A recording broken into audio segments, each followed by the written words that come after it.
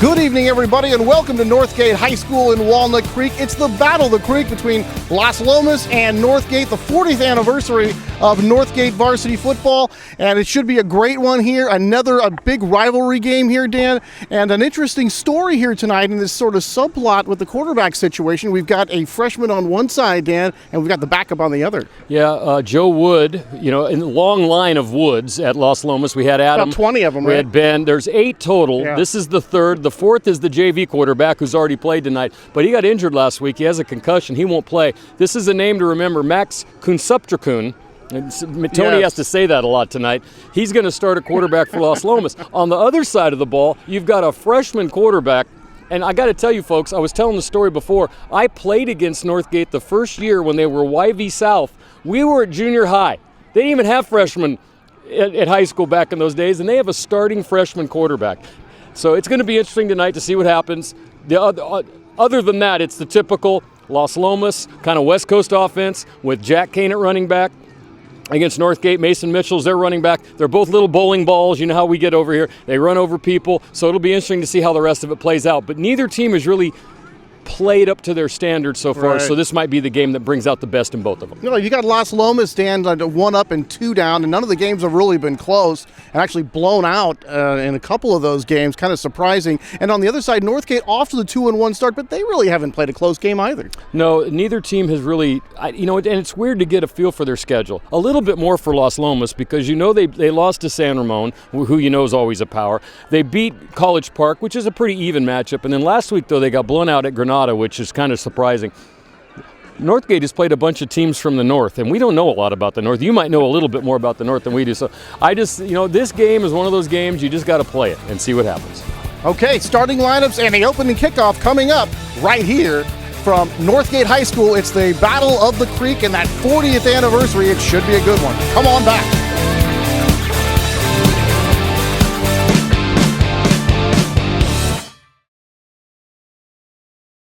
Finally, I can create my monster by dumping my used oil filter. Look, Dastardly Dan is up to his old tricks. Yeah, and he's dumping used oil filters in the garbage. I am Filtonstein. Mr. Funnelhead, come quick, we need your help. I'm on my way! Oil busters, use the magical power of recycling net to stop him. Oh no, you trapped me!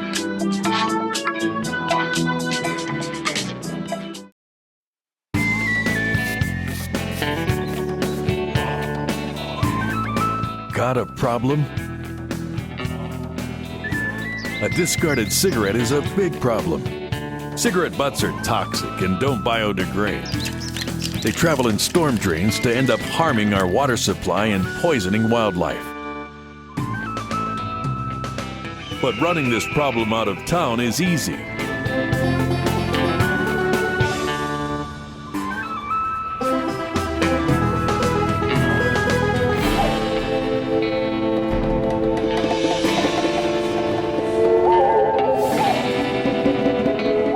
Take a stand.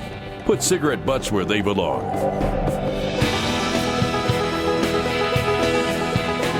Keep Walnut Creek clean.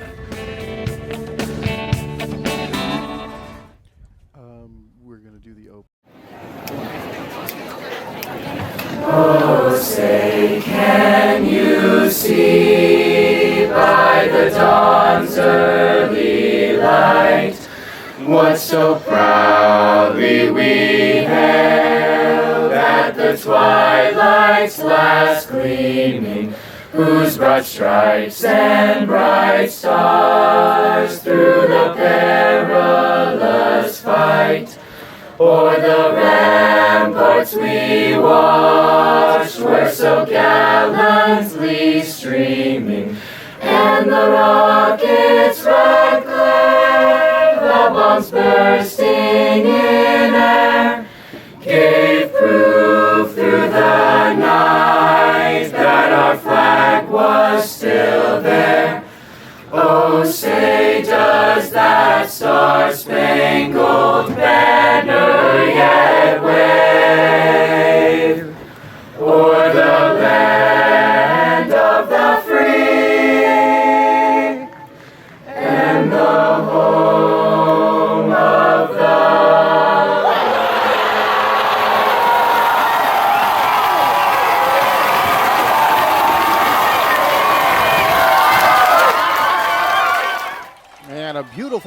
rendition of the national anthem here for the 40th anniversary of Northgate varsity football, Battle of the Creek. Anthony Schultz along with Dan Wall. And Dan, a very festive atmosphere here and a big crowd.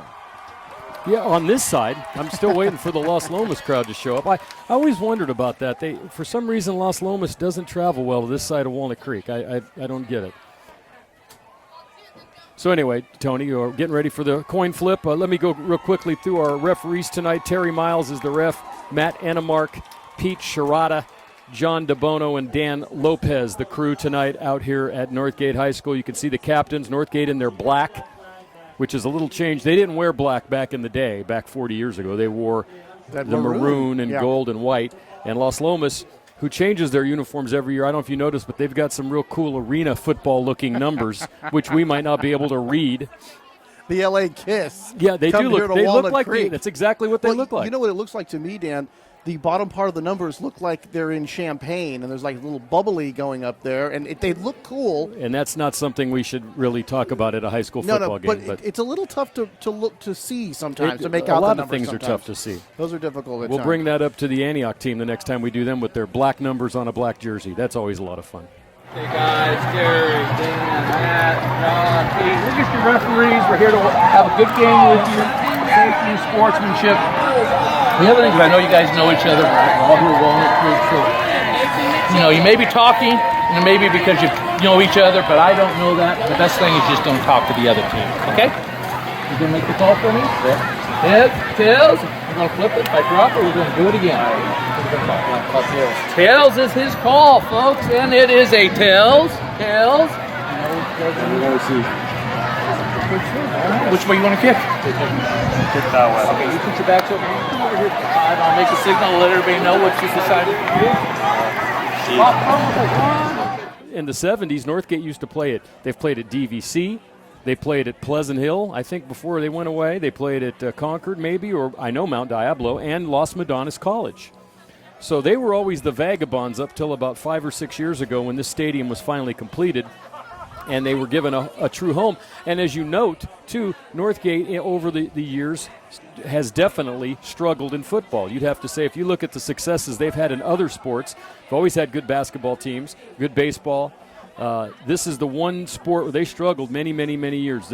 No one came to their games. And now, with their own team, and they actually had some success and have been to the playoffs a number of years, people are starting to discover this team. One thing you'll notice about Northgate, they're never the biggest team. They're probably never the best team, but they always play with heart.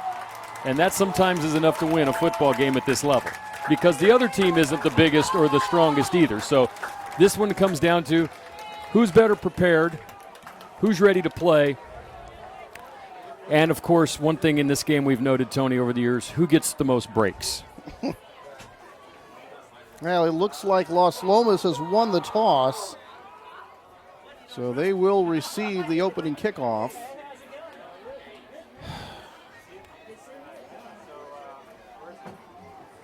And Joe Russell back there deep for the Las Lomas Knights along with Wiscavige. And Anders Kapner will do the kicking here for Northgate. Cabernet. Almost Cabernet. Yeah, Cabernet. That is not how the coach pronounced it to me when he was talking to me. He spelled it for me. Cabernet. Cabernet is his name. Cabernet. All or right. Capernet. Oh, no. And folks, Big Anders is there's is not our four kicker. different guys Anders here is kicking kicking off. tonight. Cabernet set to kick off for Northgate in their home black uniforms. And Las Lomas in the white with the maroon trim, ready to receive. Anders lining it up. And the 2015 Battle of the Creek is underway. And this one is going to go out of bounds, and that'll draw the flag. So good starting position here for Las Lomas. And the aforementioned Max Kulsuptrakun in at quarterback. Jack Kane is the running back. Sam Wiscavige, Vince Seha are the wide receivers, along with Joe Russell, Brett Snyder, the tight end, Magdaleno Hodge Mercado, Adam Evans, and Brandon Mello, the big fella, will be the tackle. That is the quintet there for Las Lomas. And, Tony, this is the first time that line has played together this year. They've been battling injuries. And as I talked to Coach Downing before the game tonight, he said that's one area that he's happy that team's back together, because he quite frankly told me in 2 of the games they've played this year, they really were not prepared and ready to play. Now they're healthier now, not completely healthy, but healthier. And here's Northgate nearly jumping off, and then over, and a nice gain on the first play, and a big play across midfield, 40, 30, going all the way, and that'll be a touchdown for Las Lomas. One play in, it's 6-0 in favor of the Knights. Well, last year kind of picking up where they left off in the game last year. Last year they got out early and won that game. The Knights did 38-8 tonight. Kane, there's the guy. We didn't really talk a lot about him in the pregame, but it's going to be Jack Kane and Mason Mitchell at running back tonight for the two teams. But on that play, Tony, the defensive end just got caught, and Kane had the room around the right corner to go all the way. He didn't get touched, really. Well, that was had a man in the backfield that ran right past him. And unfortunately, they could not make the tackle, and here comes the Knights now trying to add the point after and make it a 7-0 game. Seats aren't even warm. Snap, hold, kick is good. And just like that, it's 7-0. There's Devin Fisher with that kick. It is a touchdown advantage for the Knights. 11:49 to go here in the opening quarter. So right out of the gate, Northgate is behind 7-0 to their crosstown rivals. A 65-yard run that time after. So really 2 big mistakes already. The kick out of bounds, which set them up at the 35 with good field position. And then the defense there was no defense on that play. Kane could have ran. As a matter of fact, Tony, when he got to the 50-yard line, he already had a 10-yard lead on the Northgate defense. He could have ran all the way down to Concord on that one. You know, Jack Kane, a 3-year varsity starter. He was the number 2 guy to Zach Fulks last year, 190 pounds, 6'1", and he showed some pretty good speed. But unfortunately for Northgate, they actually had somebody in the backfield, but not even close to making the tackle. No, like I said, the end either overcommitted or he got blocked. And right off the bat, the offensive line together for the first time, already showing dividends for Las Lomas. All right, here's Fisher to kick it off. And the Broncos will get their first crack at it offensively. And by the way, I just want to point out to the San Francisco 49ers, this is how you do a black jersey with red numbers. You put gold trim around it so you can see them. Anyway, that's just my take. From the 25, out across the 25 to about the 27-yard line. Just a couple of yards for David Ciali on the return.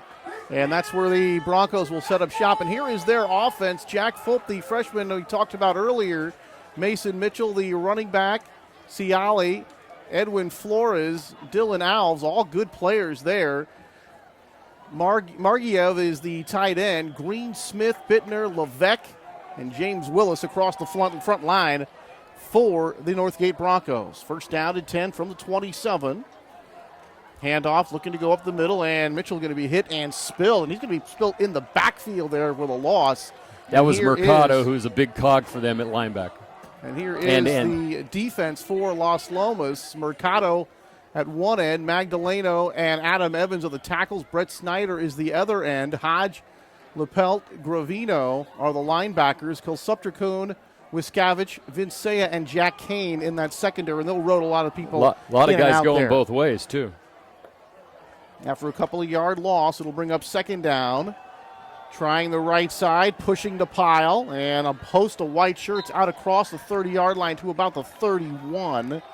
So they'll pick up a couple of yards, but it will bring up third down here for the Broncos. And it's going to be interesting. You know, Northgate runs 2 types of offensive formations. They run the spread with one back. They also like to run and can still run that double wing, although I don't think they run it as tight as the old Ignacio double wing, but they can bring it in with the tight ends in close and with one running back. But a lot of times they run that out of the shotgun, which gives them the opportunity to pass out of formation as well. Here's a spread with the 4 wide receivers, Tony. Third down about 7, and Fulp loses the football, and then he's going to be landed on the ball who's loose, and it looks like the Knights have it.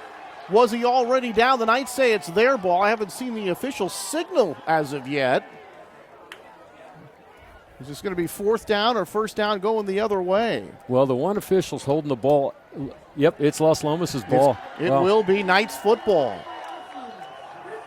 It looked like just a snap that Fulp could not hold on to.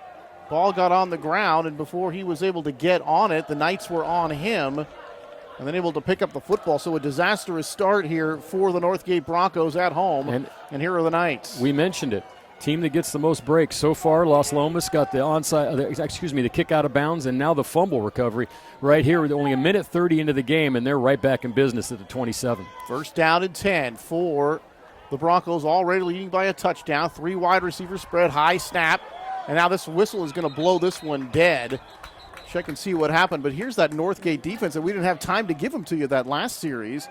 David Ciali is the nose guard. Margrieve on one end. Calvin Smith is the other end. Morford, Garrigan, Jackson Smith, and Samisi Saluni are the linebackers. Flores, Lee, Schaffner, and Jackson Pendelis in the secondary for Northgate.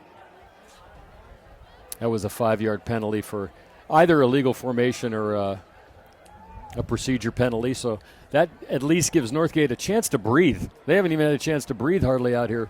And I think they're going to have to rethink what they're doing on offense too, Tony, because Las Lomas looks like they've got the speed to contain and the inside linebacker in Mercado to contain that spread offense in the running game. They might have to go to more of a power running game here tonight. And the other thing is too is you can be the most spectacular quarterback on the planet Earth, but when you're a freshman, this is only his 4th game. It doesn't matter. You still need some experience out there, and it's going to be a lot to hand it to a freshman quarterback and say, oh, by the way, we're down. You got to go win the game for us now. Well, when he told me that they were starting a freshman, I'm like, wow, it was a little shocked. You just do not see that very often at the varsity level. All right, fake a handoff, trying to get away, tries to skip through the defense, and is going to be pulled down.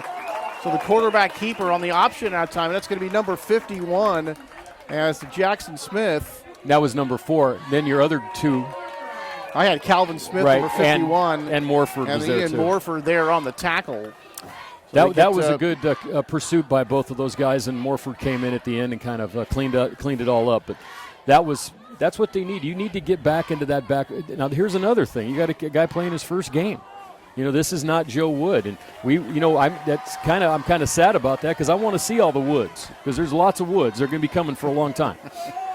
So by the way, let's say hi to Mr. and Mrs. Wood, the provider of all these Woods, so to speak.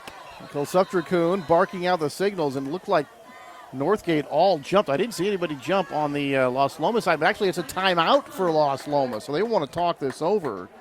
So Max Kulsuptrakoon getting the start here. The freshman quarterback is Joe Wood, a concussion last week, so he did not suit up. So for Max, smart, good athlete. They run the pistol here, Dan. You see that he's already tried to get one run off, and he will run and he will throw. That's the kind of offense they play here. Good decision maker. And actually, Dan, no experience at the varsity level for Max, but he was the freshman and JV quarterback here. So he does know the system. He has played the quarterback spot before, but really, not his gig usually, obviously, but he is a very good athlete and usually a wide receiver. And it also weakens them because he's a very good wide receiver. Yes, and he plays defense, so it's going to change their game. But, if they have plays like the first one, they're not going to worry too much. Tony, just as we look at both teams, we talked about Las Lomas losing to San Ramon in their first game 49-7, came back to beat College Park, and then last week at Granada. One thing I do remember, you remember last week it was really hot out, and a lot of people struggled with the heat. I remember they were actually at a game, I think they were at Granada on the news, and how hot it was there. So maybe that had something to do with it, but I still think that the coaching staff wasn't happy with their performance last week. Now for Las Lomas trying to even things up at 2-2. And there's Max continuing to bark out those signals, and now Kane will move up onto his left flank. All right, Max rolling. Continues to roll, and now falls down, and it'll be hit and dropped. And on him that time quickly was number 20, Samisi Saluni, the sophomore, came up and made the tackle, and now a flag comes in. I think, did he hit him with the helmet?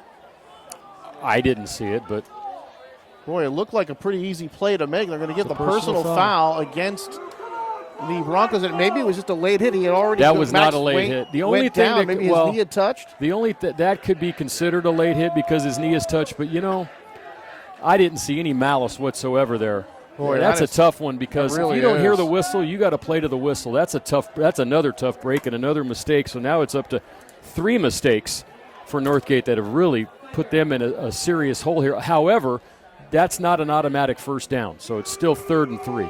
But it is going to move the ball inside the 20-yard line here. So a much easier 3rd down opportunity here. Kane in the backfield, Kulsupchakun in that pistol formation.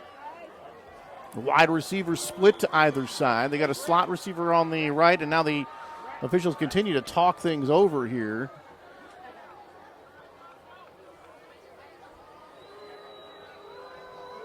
Seems a bit animated coming over here to the Broncos side, and Broncos upset, certainly with the way things have gone, but that was a tough penalty to take right there. It looked like, well, you know what it reminds me of, off Tony? People always, just to give you an idea in basketball, because I'm a basketball referee, if you travel, the game stops on the traveling, right? Kind of like that. And then if you hit the guy, if you were to foul him, there's no foul, unless it's flagrant. Then you have to address it. But in this situation, I didn't think that was flagrant, and it came right at the point where, yeah, his knee went down. How many people realize that, really, in this game? Now, if he'd have went at him, hit him in the helmet, hit him from behind, speared him, I have no problem with it. That was a clean tackle, so that's a really hard play to have to give up, especially where we already are in this game. We're only played 2.5 minutes, and we've already had 3 major plays go against Northgate. Boy, the referee still talking over here to Ben Ballard and taking a long time to get this next play started. So a big conversation going on with the referee and the Northgate head coach.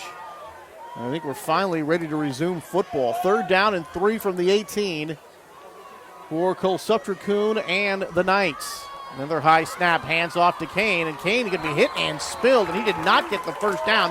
Helmet pops off. So it will be a 4th down try here. Now, certainly in field goal range, but they've told me if they have a short yardage situation, most of the time, Dan, they're going to go for it on 4th down. Yeah, he lost control of that ball, too. But there was good pursuit there by the Northgate line. Got him right at the line of scrimmage. So this is an interesting one. But I did, in talking, both of these coaches do have some faith in their kickers, unlike other teams we've worked with this year. If you remember, if you, I know some of you might not have seen. Some of you, I know we have a huge following on the internet, Tony. Might have seen Antioch, who does not kick extra points and hardly ever goes for field goals. Darian Salas is checked into the ball game now. They're going to fake it to Darian, throw over the middle, and that ball is going to be incomplete. And now there's going to be another penalty flag here, and it's going to go against Northgate. And that was down the field, and they were looking for the receiver out there, number 6, Sam Wiscavage. And a penalty flag against Northgate. And Dan, whatever can go wrong right now for the Broncos is going wrong, because they look like they were going to have the ball back, and instead the officials talking it over, and this could end up being a 1st down here for Las Lomas. The thing I don't like about this call, I can't really dispute whether there was any contact or not, Tony, is it looked totally uncatchable. I don't know how anyone could have caught that outside of Manute Bowl. If you ever play football? Yeah, we got that. Thank you. The fans down there.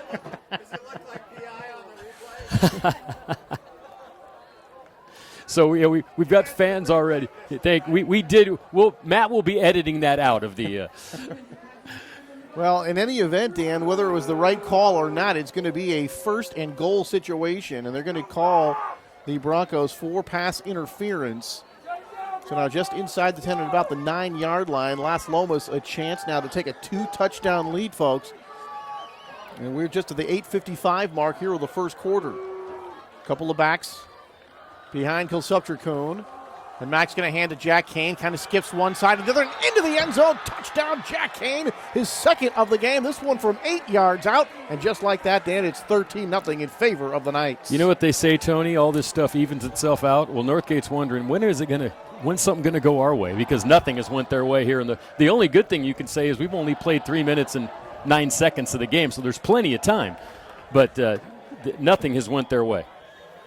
Point after coming up. Snap, hold, kick and the kick is good, but the whistle has stopped play. Another flag here. Illegal procedure, that'll be against the Knights. So that'll back them up, and they'll get a chance here to re-kick. So, Tony, you think the high schools and colleges will ever adopt the 15-yard line for an extra point kick? You know, they've done it the same way for so long. I don't dislike the rule necessarily. I like Dan. it in the NFL. You know, I think it's going to be kind of interesting for those cold weather outdoor games. Yes. And maybe and then obviously will, Dan, encourage people to go for 2 more, which is certainly a much more exciting play. I could see maybe the 10-yard line for high school, maybe the 15 for college. All right, Fisher will line this one up. 25 yards away this time. Snap, hold, kick is good. And now, with 8:51 showing here on this first quarter clock, 2 possessions in for the Knights and a pair of Jack Kane touchdowns. Yeah, so Kane has pretty much had his way. You know, Tony, we've been privileged in the first couple weeks of the season to see Najee Harris out in Antioch. And people ask me all the time, so what's this guy like? Well, the thing about Harris is he takes his time to pick his hole a lot of the times, and then if he has it, if you don't have a tackler right there, he's pretty much good for 20. If you don't get him by then, he's scoring a touchdown. Well, what really impresses me about him, aside from all the work ethic they tell me, because he really puts in a lot of time, very dedicated young man, but it's his ability to get away in small, tight spaces. And the difference I was just going to point out with a guy like Kane is Kane runs straight to the hole. That's where Najee sometimes doesn't go straight to the hole. He kind of likes to pick his way. But Kane has that first bounce.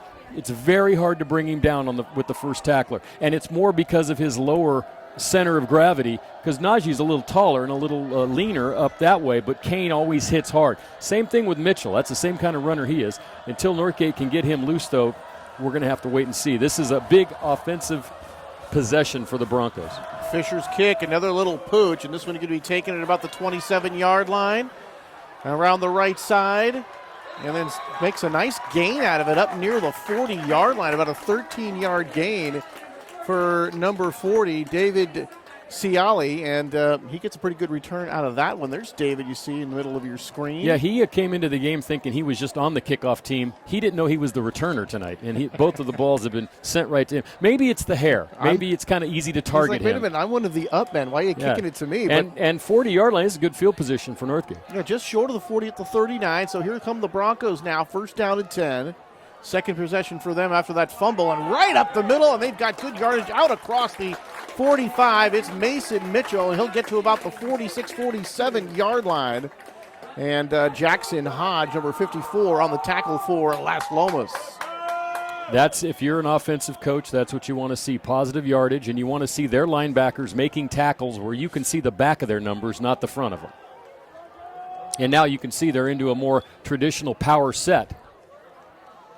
Hand off the left side. Mason Mitchell's going to have the first down, Dan. He's going to be out across midfield into Las Lomas territory. So back-to-back runs by Mason Mitchell. Positive yardage and a first down here for Northgate. You see now they've went to a power. They got a fullback in there, a little bit more kind of option set. Tristan Lee had to come up and make the tackle from his cornerback position, Tony. And once again, there's another good thing for an offensive coordinator. When cornerbacks are making tackles on your running backs, you're probably going to be getting some positive yardage. So here, Northgate now needs to keep this up. Jackson Smith is checked into the ball game here for Northgate. And they're going to hand it to Mason Mitchell. Right up the middle goes Mason Mitchell. Another good gain. Finally spilled by number 54, Jackson Hodge. The senior makes the tackle, but another good run, finding some room in between the tackles here, Dan. Yeah, it's 7, 8, 7, so they're getting some nice chunks. I want to see what the fullback's doing here because they've been able to go through the line really, really quickly on these runs. Everybody getting closer to that line. Mitchell, not as much room this time, but still able to bounce off a tackler, Dan.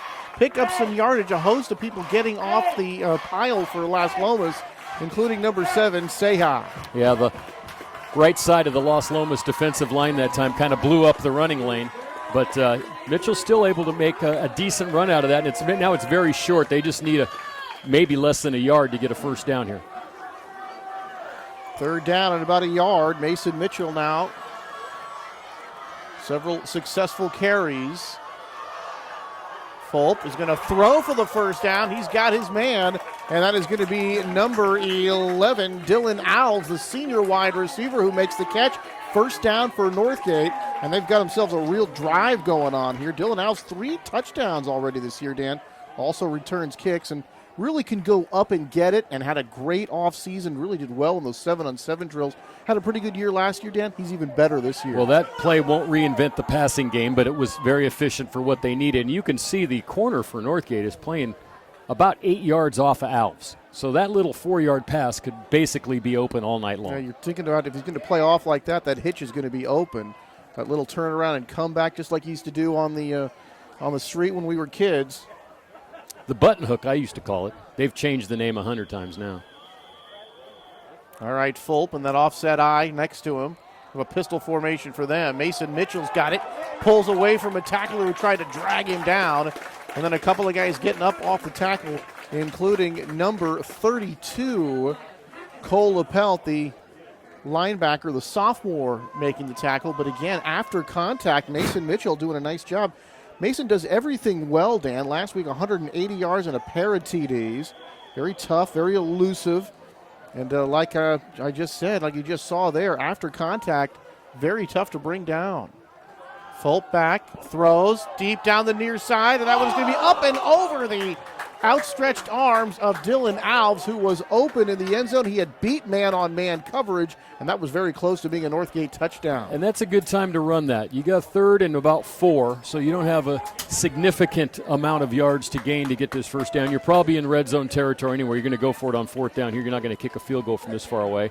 And they took a chance and just barely missed. That's a play that they'll probably connect on later in the year as they get a little bit more used to each other.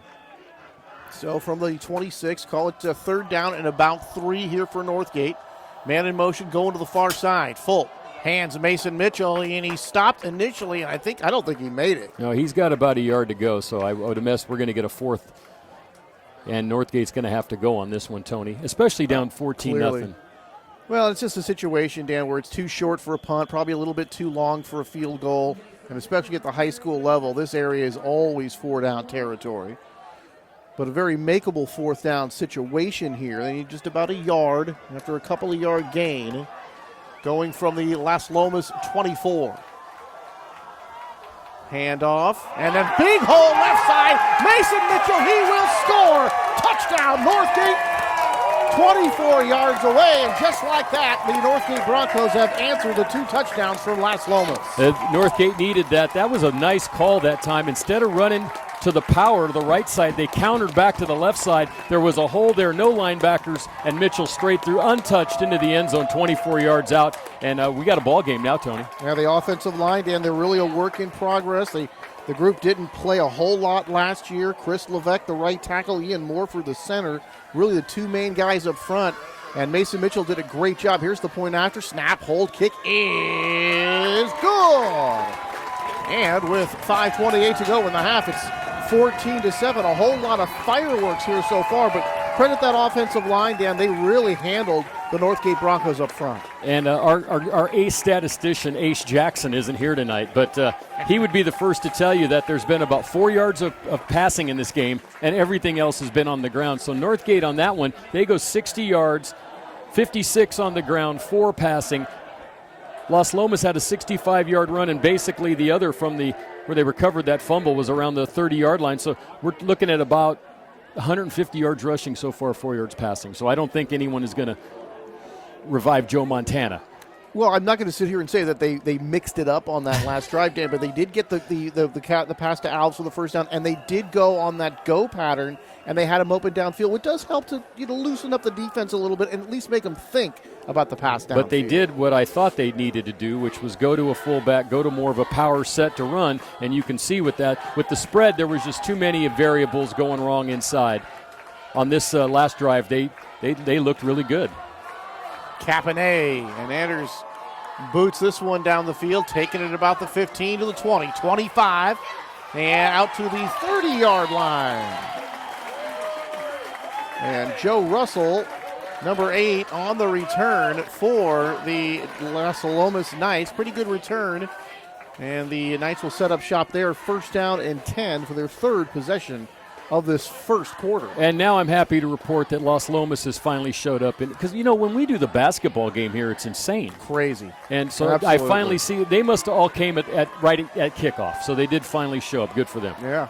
Great crowd here tonight on a beautiful evening in Walnut Creek. Anthony Schultz and Dan Wall right here on Walnut Creek TV. High snap.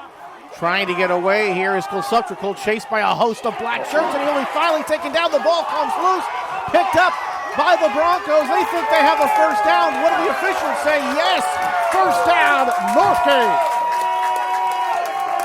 And you know, Tony, one of the problems with having a guy that's usually a position player then turn to quarterback is he still runs like a position guy. He still thinks he can. He got hammered on that play by 2 Broncos. Unfortunately, I couldn't really identify him because it was right in front of their bench from our angle we have here. But let's just give kudos to the defense that time. He's having trouble with the snap coming out and reading what the defense is showing him. That time he had to take off, and he got hammered. And now Northgate has a chance to tie this game up. First down and 10, deep inside Northgate territory. Mason Mitchell bouncing this one to the outside, turns the corner, breaks a tackle, still on his feet. Inside the 10-yard line, a big gain from Mason Mitchell, about 12 or 13 yards on that play. First down, and it looks like it's going to be first down and goal here for the Broncos. So a couple of takeaways from both teams, but that last one, Dan, really forced by the Bronco defense. Yeah, that was a nice run back to the right side, but that time they got outside the tackles, and Mitchell was forced to get outside the defensive end. He made a nice run that time. This kid can run inside and outside, and he's not that big, so a good high school running back there in Mason Mitchell. Man in motion coming to the near side, first down and goal. Looking to pass, that's lofted up in the air. Alves has it, is he in the end zone? Yes, he is. Touchdown, Northgate! Oh, Dylan Alves, what a play! Tony, I told you they'd connect later in the year. I didn't know it'd be 4 plays later, but that was a beautiful pass by the freshman quarterback to Alves, and Alves got way up there, and I got to wonder, did we see him in that basketball game? Because the coach is going to want someone that can get up and get a ball like that, let me tell you. Boy, talk about his ability to go up and get it. Max Kulsuptrikul was in on that play defensively down. He was in very good position, but could not prevent the touchdown, and this kick is going to be blocked. It was right into the line, so that is going to be no good. So very unfortunate for Capinet and the Broncos, and they trail now by 1 point. But what a first quarter we've had here in the Battle of the Creek. 4:18 to go in the first. 14-13, Las Lomas. Well, I don't think they're that concerned about the block kick that they might have been in other circumstances, because they just wanted to get back in this game, and they have. 5 minutes ago it was 14-0. Now it's 14-13. We still got 4:18 to go in the first quarter. Amazing. Tony. But you know, I'd love to have one of those, like a game people talk about for years. I've had a few, you know, on the Monte Vista San Ramon game back, of course, 46-42, or 48-46, or with Wright and the kid that went. What was the kid's name that went to Arizona State? Sam Keller. Very went to good, Arizona Dan. State. Yes. It takes a little bit longer now with my brain, but that's the one that you guys have always talked about for years. 48-46 was the final score of that game. Of course, the Pittsburgh game against De La Salle, when the last time that they lost to a Northern California team, and just there's been a lot of great ones, but I'd love to have one of those like 51-50 games that just defy description. All right, here's Capinet. Kick it off. And this one will be taken inside the 10 at about the 9. Breaks a tackle, hit, and stopped at near the 15-yard line.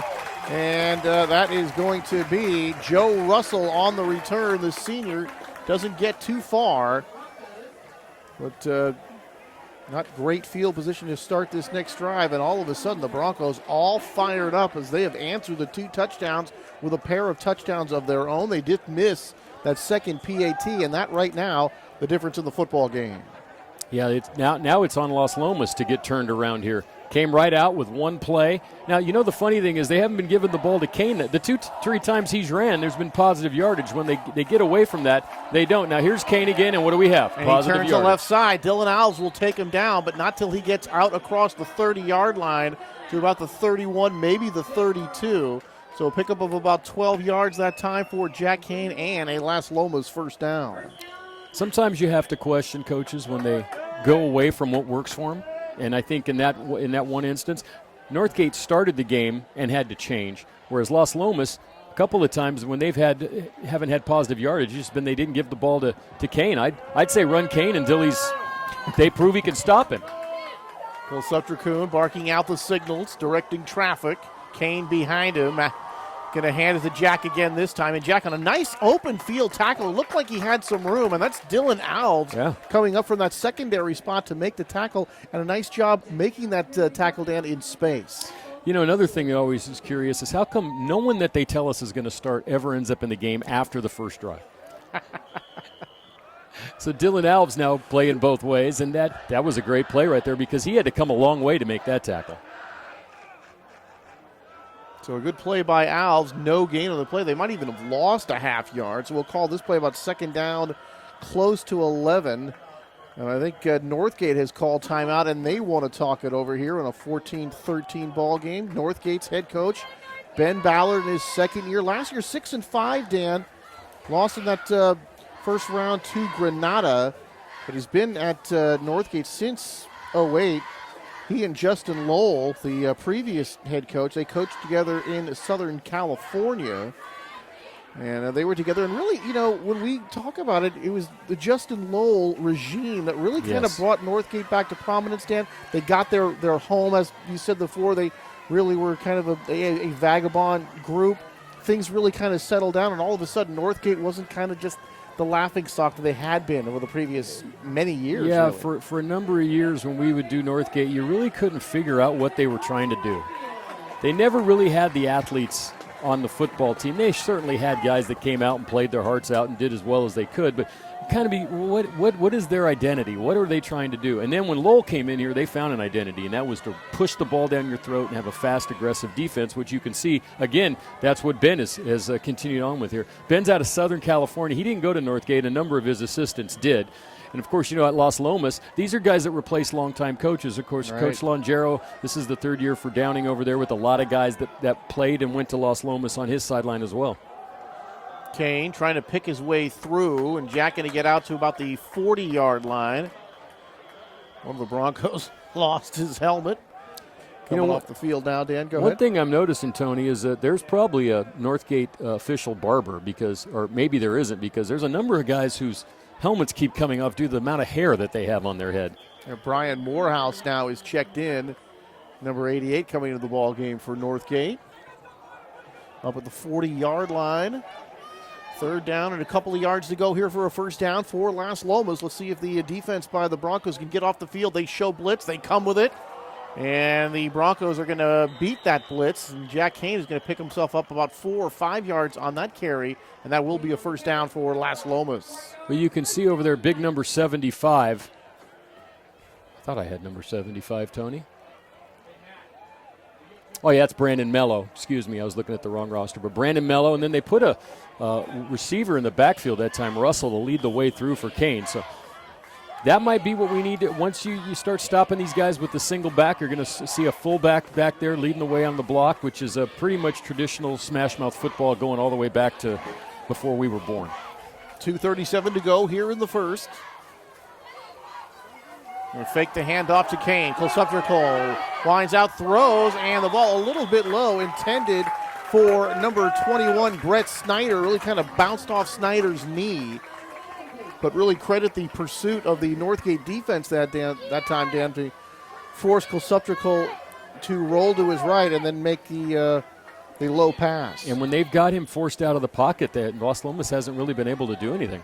That's the same play that when Conceptor kept that ball, the ball on the last possession, he fumbled on. So getting a rush on him and forcing him to roll out has been a good recipe for the Northgate defense. Second down and 10. Kane, left side, turns the corner, still on his feet. Kane across the 40, he breaks free again. 20, 10, touchdown Las Lomas. Jack Kane in the end zone for the third time today. 44 yards and a touchdown for Jack Kane. It's actually 56, more. It's 56 Tony. Yeah, because he's on his own 44-yard line, excuse me. Just on those touchdowns, Tony, he has 130 yards rushing. You know he has more than that. So we're looking at a guy that is on pace for 500 yards rushing in tonight's game. He's piling them up. What a first quarter for Jack Kane. It looked like they had him stopped, able to break those tackles, break free, and score. Here's Fisher now for the point after. Cole Supter-Kuhn to hold the snap. That kick is up, and it is good. And with 2:14 to go here, are we still in the first quarter? Tony, this is arena amazing. football like right now. You're looking at a 82-52 final right now. Unbelievable. So both teams, Dan. 84-52, by the way. A couple of fumbles for each of the offenses, but other than that, they're going down there and they're scoring touchdowns. 5 touchdowns here in this first quarter as we look at the Las Lomas side. And, Dan, they're traveling pretty well, it looks like, on this like I side said, of Walnut Creek. right before game time, there was hardly anyone over there, but then the students all showed up. Maybe they have one of those things, where you show up just when the party starts, just to kind of announce your arrival. You don't come too early, but you always stay late. That was my motto. Well, the fans over there on the far side, everybody in white tonight. They match their team's jerseys and uniforms. But we've had a whole lot of fireworks. Things starting to go back and forth. First 2 touchdowns scored by the Knights.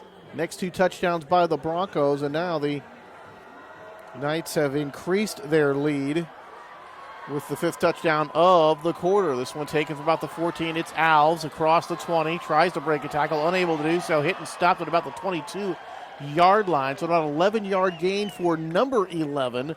It'll be 1st and 10 here for the Broncos. And Las Lomas finally figured out not to kick the ball to Ciali because he's been bringing it back. That time they go deep to Alves. It's just back to the 23. This will be the worst starting position for Northgate, but the way they've been running the ball, I don't know that it matters at this point right now. And, we said this, interestingly enough, don't let the quarterbacks really hurt you. Let the running backs win for you. And so far, that's what they've done.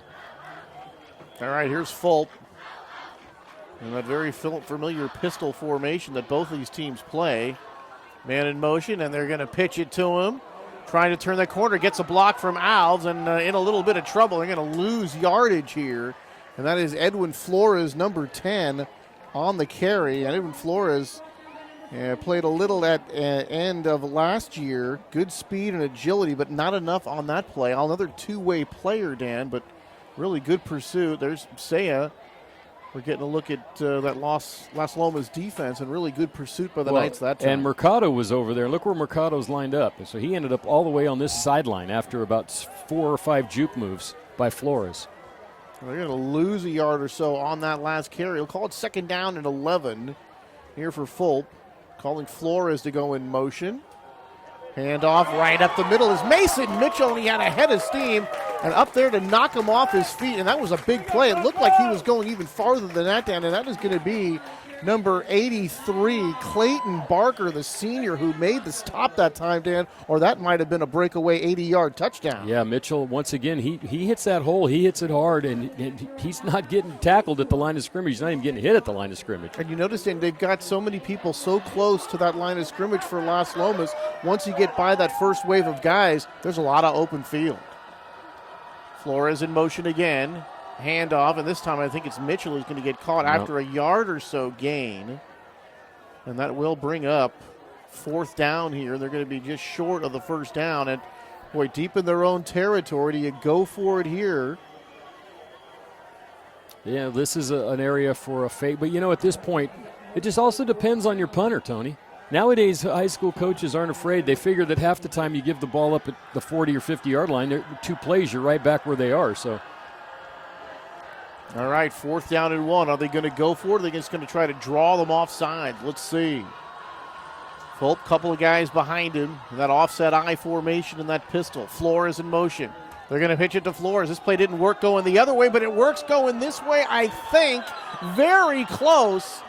Pushing him back there, Dan. Number 54, this is going to be a Jackson measurement, Hodge. Tony. Yeah, this is going to be a measurement because it's right, and we really don't have the perfect angle to see this right now, but where it's spotted and where the marker is, this is going to be close. Boy, that does from this angle, vantage point, it does look like it's a 1st down, but if he made it, it wasn't by much. Huge call here, and they're going to bring in the chain gang. That's a tough play. When the time you throw that pitch, it gives the defense that much time to react to it as opposed to the quick handoff. And the one thing that's been interesting about Northgate is they've been hitting different holes. Now, it looks like, I would say, if he has it by the nose of the football. Well, you can see the yardage marker there, Dan, and then it's right on where the nose of the football is. I mean, this is going to be so unbelievably close. Here comes the chain gang, and we'll get the final word here in just a moment, but this is nail biter time here when they stretch this chain.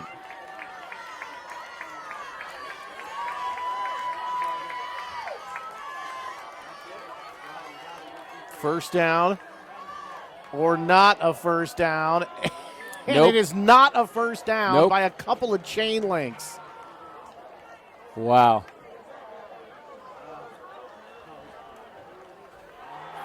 First down going the other way. The Knights have held. Did you see Terry Miles come in with a piece of paper on that? You talk about a photo finish, Tony. And even after he put the piece of paper in between at the end of the chain and the nose of the football, he still wasn't exactly sure. Man, that was about as close as you get. So both times, Dan, they tried that little end around with the wide receiver on that pitch. Neither time has it worked. They tried it to the near side, they tried it to the far side, and they've come up empty both times. Yeah, that's a tough one because you have to just wonder, do they have a power back? That's not to say that Mitchell and Kane, who are the feature backs, are not powerful runners. But, in that situation, there's always some guy that comes in, weighs 6'4", built like a rock, 200 pounds, who's just supposed to be able to move the ball that 1 yard you need to get the first down. And that time they almost tried a little bit of a trick play. Yeah, we're at the end of the first quarter, so now we have 34 points in the first quarter tonight, Tony. Last year, 38-8. Las Lomas, so we're on pace for a lot more offensive fireworks here tonight. So, and look at that sunset. Can Ron get isn't that beautiful? Ron get a picture of the sunset right now? I think he's drawn back, yeah. Just between the trees as we're looking out as the sky turns that sunset look at pink. That. And there it is. Good shot, yeah. Ron, as he take a look at this gorgeous evening here in Walnut Creek. Can't imagine living anywhere else, Tony. Walnut Creek TV. Tonight's game between the Las Lomas Knights and the Northgate Broncos will be televised on September the 23rd at 9, the 25th at 9, the 27th at 4. Walnut Creek TV is Comcast Channel 28, Astound Channel 29, AT&T UVerse Channel 99. And the game will also be uploaded to YouTube by September the 23rd at 10 p.m. For more information, go to www.walnutcreektv.org. All right, first down and 10 now from the Bronco 33-yard line. It's an 8-point lead. Kane, Kosupchuk is going to keep it as he faked it to Kane, and he's buried by a couple of black shirts. Dylan Alves getting up off the tackle again. So Dylan Alves has been very active coming up from that secondary spot. He's made a couple of tackles there. We saw that fake, and then Kosupchuk, Dan, with a flag on the play, unable to turn that left corner. And it's a hold this time, Tony, as you saw a mass of guys down there to our near side. It's funny, when we do this, you don't really see the holding the first time. No one does. It's always on those replays that you get, and especially when you're watching like an NFL game and you got 60 angles, you always see the arm come across the guy's body, and you go, yeah, that was holding. So this will push him back all the way to the 42-yard line. Remember, it's a spot of the foul call. So they lose about 9 yards on that play. And the Knights have to back up. Kosupchuk back, rolling to his right. Now he throws, and up and over the head of the intended receiver out there looking for Joe Russell. And that one really wasn't even close down that far sideline. When I talked to Coach Downing this week, one question I asked him is, so tell me, where is Wood, with his brothers and their talent, and with Conceptricune and what he does? And he said Joe's a true quarterback. Right. He's a quarterback. Arm. Yeah. And Conceptricune is a great athlete who's our number 2 quarterback. So it's going to be interesting over the years. We always say that Mrs. Wood should be inducted into the Las Lomas Athletic Hall of Fame. There should be a statue of her somewhere. I think so. She's really provided a lot of great athletes and will continue to provide great athletes to these sports programs. And now we have a whistle blown, and that must be a procedure call, or maybe the Broncos jumped. And we really don't know what kind of agreement they have if they call her up and say, we're looking a little shallow in 2027. That'll be a legal procedure against Northgate, so that'll cost them 5 more, Dan. It was already 19 yards to go for a first down. So now they're going to be 24 yards to go. Tony, look, there is a whole another section of people sitting down on the track tonight. I mean, this is I'd have to call this great crowd. Standing room only. This is wonderful to see this. It was like second down and now 24-yard line.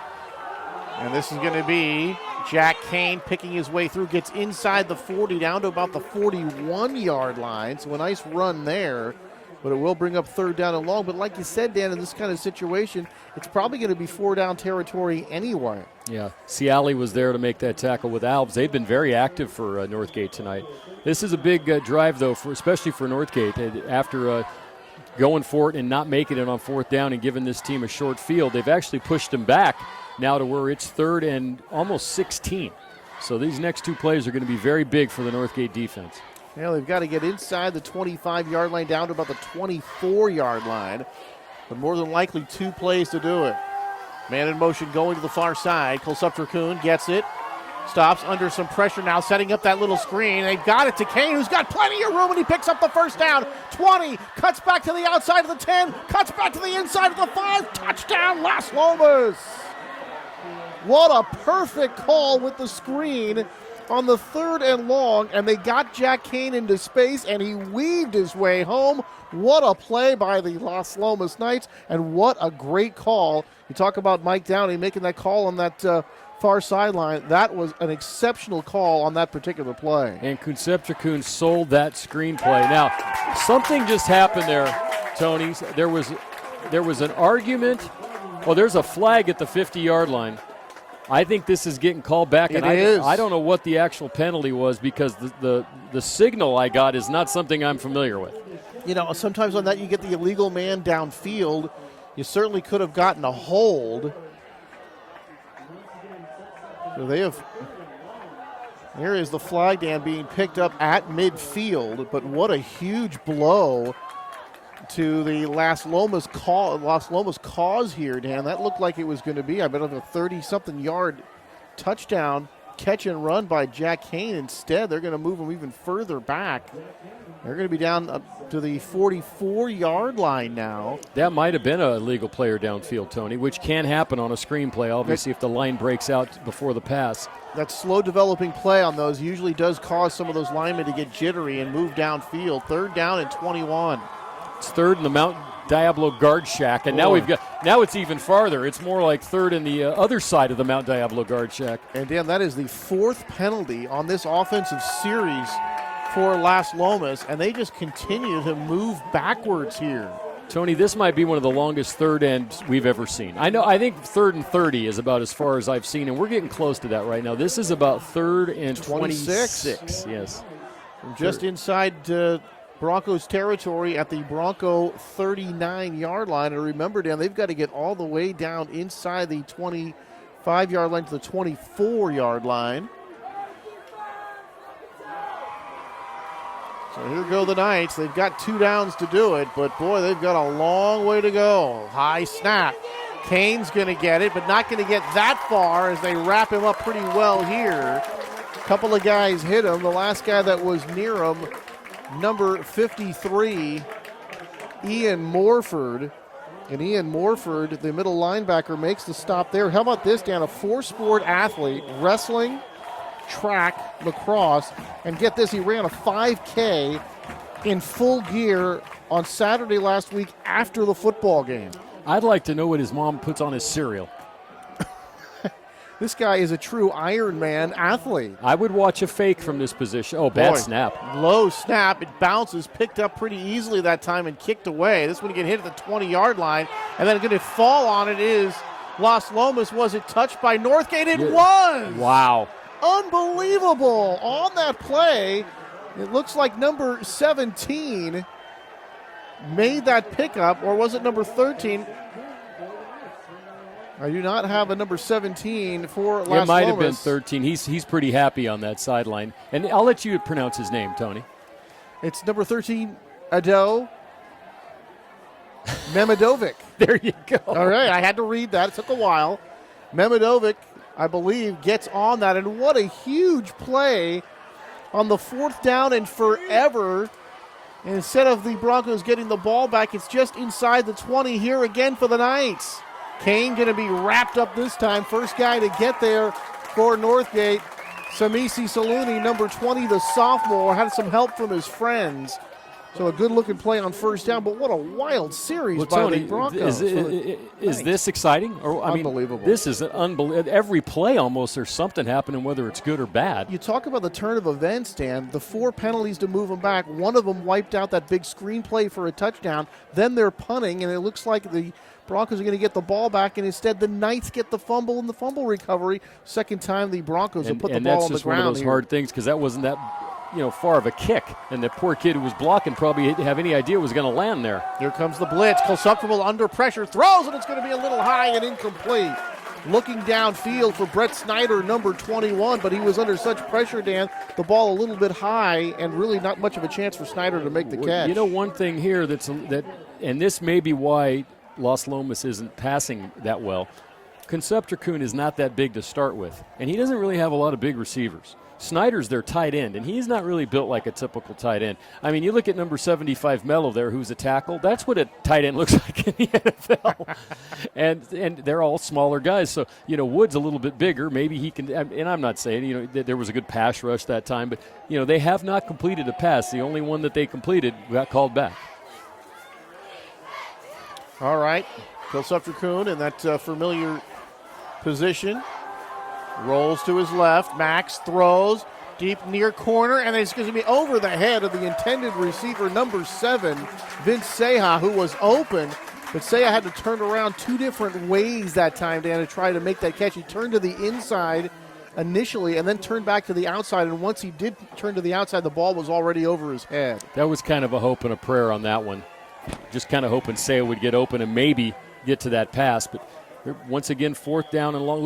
Really in this game now, it's either been who's making the great play or who's making the big mistake. So let's see what happens here on a 4th and 13. 4th down, 13 yards to go from the 22-yard line for the Broncos, working on an 8-point lead and one of the strange drives that you're going to see all season long, where they've got a chance to extend this lead.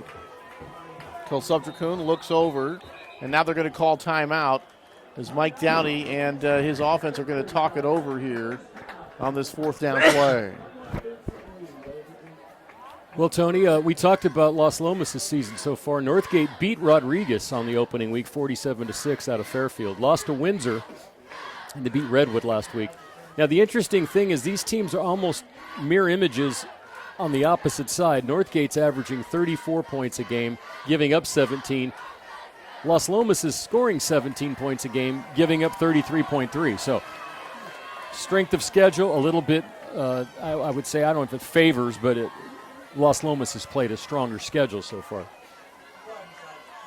All right, there you see the Las Lomas sideline talking things over. And Mike Downey in his 3rd year, 11th with the team. He talked about how long he was with Longero. And, of course, the Riverboat Gambler. Up with DVC. And apparently he's the offensive coordinator, Dan, and apparently they're putting up a lot of points out there. So Doug Longero, certainly a guy who knows how to coach. And, all those years that we did those games with Coach Longero, I can't really remember, Dan, when they had too many down seasons. No, they 4 North Coast Section Championships will do that for you. And we were lucky to call 2 of those. 4th down, Colsupter fires for the end zone's got a man. It's going to be incomplete. No flags, no. And there defensively for Northgate, number 7, Tristan Lee, able to battle down there. If I believe that was Sam Wiscavage, number 6, who was the intended receiver. Again, the one-on-one coverage down there. But what you're seeing, Tony, just jump balls. Yes. They're really not throwing to a guy that's wide open. They're kind of throwing it to a spot and hoping the guy gets open and then can make the catch. And those are hard balls to play. But there is one thing that you got to like about that, Dan. You are getting the one-on-one coverage in those corners, so you're able to isolate down there. And, hey, it's a 50-50 chance. It's certainly worth the risk. Well, you'd think after seeing it 2 or 3 times, you'd send a safety over to help. All right. Here's Northgate And they're going to get up to about the 20-yard line here on that run, maybe a couple of yards. It'll bring up second down. Actually looks like he lost a yard. 8:27 and counting to go here in the first half. We've had a wild one sort of settle. I don't really want to say settle down. That's not the right way to put it. This one hasn't settled down really, no. It's been kind of crazy from the get-go. All right, Fulp fakes it to Mason Mitchell. Under some pressure. Now he gets away. He is tripped up as he gets out near the 30-yard line, trying to see who tripped him up. I think that was number 50. That was a good-looking tackle there. That time, Miles Mercado, number 50, who just did get Fulp before he got away, or that might have been a very big play as well. You know, it's hard for me to imagine. I was telling that story before the game about playing YV South, and you had a freshman at quarterback. I was 13 years old when that game was played. And it's hard for me to believe that a freshman, I mean, he's probably 14 or 15. I skipped a grade in school. I can let you know that, Tony. Now, but anyway, I'm just saying 13 years old and playing, or whatever you are, playing quarterback at varsity football is amazing to me. Mason Mitchell, and he's going to be taken down. He's going to pick up a few yards. He got it. The far referee is about a yard in front of the marker. That is going to make it turn third down into first down here for the Broncos as they keep this drive alive. Yeah, I'd say Fulp is probably 14 years old. If that's, figure he'll be 15 next year and then 18 when he graduates. And, that's pretty amazing for a 14-year-old to be playing varsity football. It really is. This isn't the highest level around here, but it's a very good level of football. I mean, Las Lomas is, as you mentioned with Longero, they've won a lot of championships. They've always been a good team. This is a good team. Now the officials over here at the Broncos side going over something or other. Now they're apparently satisfied with what they had to say. Fulp can hand off. Mason Mitchell bouncing off tacklers, still going, and he's going to out across the 35, and flags fly from the far side of the field. Now that's either holding or something with the tackle, because there was no one else over there at that time. I think it's a face mask. Usually when you get a flag that late, Tony, and there's been nothing else on the hold, and you get the tackle is being or the tacklers are being engaged, you get a face mask, and now that's going to help out Northgate's cause as well. But that's going to be one of the incidental face masks, Dan, just a 5-yard penalty. And I always like that. I think did they finally change that back in the NFL? I think they did. They just go with the 15. Well, it was in high school, I thought. Well, actually, the NFL had adopted it for a while, and I really liked it, Dan, because not all face masks I think are the same. in high, it's just like the roughing the punter versus right. annihilating running the punter. Into or roughing, right. And I like that, Dan, because some, not all those penalties if you don't are the jerk same. the guy's head back, it shouldn't be a 15-yard penalty. All right, on first down, Dylan Alves on that turn-in pattern, and Alves is going to be up near midfield. He's going to have himself a first down. So just a little turn-in for Dylan Alves, and boy, Dan, when he made that turn-in, he was wide open. You know what's amazing about pass patterns, Tony, is there used to be about 4. There was the button hook, there was this go, there was the post and the flag. And now that play right there, you could call it a turn-in, a skinny post, a slant, or he found a seam in the defense. That's another one I loved. Guess what? Most wide receivers try to find a sluggo seam. Yeah, find a seam in the defense. First down right at midfield, 1st and 10 for the Broncos. Mitchell, the lone setback. He's going to get it. He fumbles the football. There's a dive for it. Couple of guys there trying to grab it. Among them, it's going to be Mercado, but he did not get on it. They are signaling now second down. They're going to lose a couple of yards, and boy, that was almost the third turnover lost by the Broncos. It was Flores.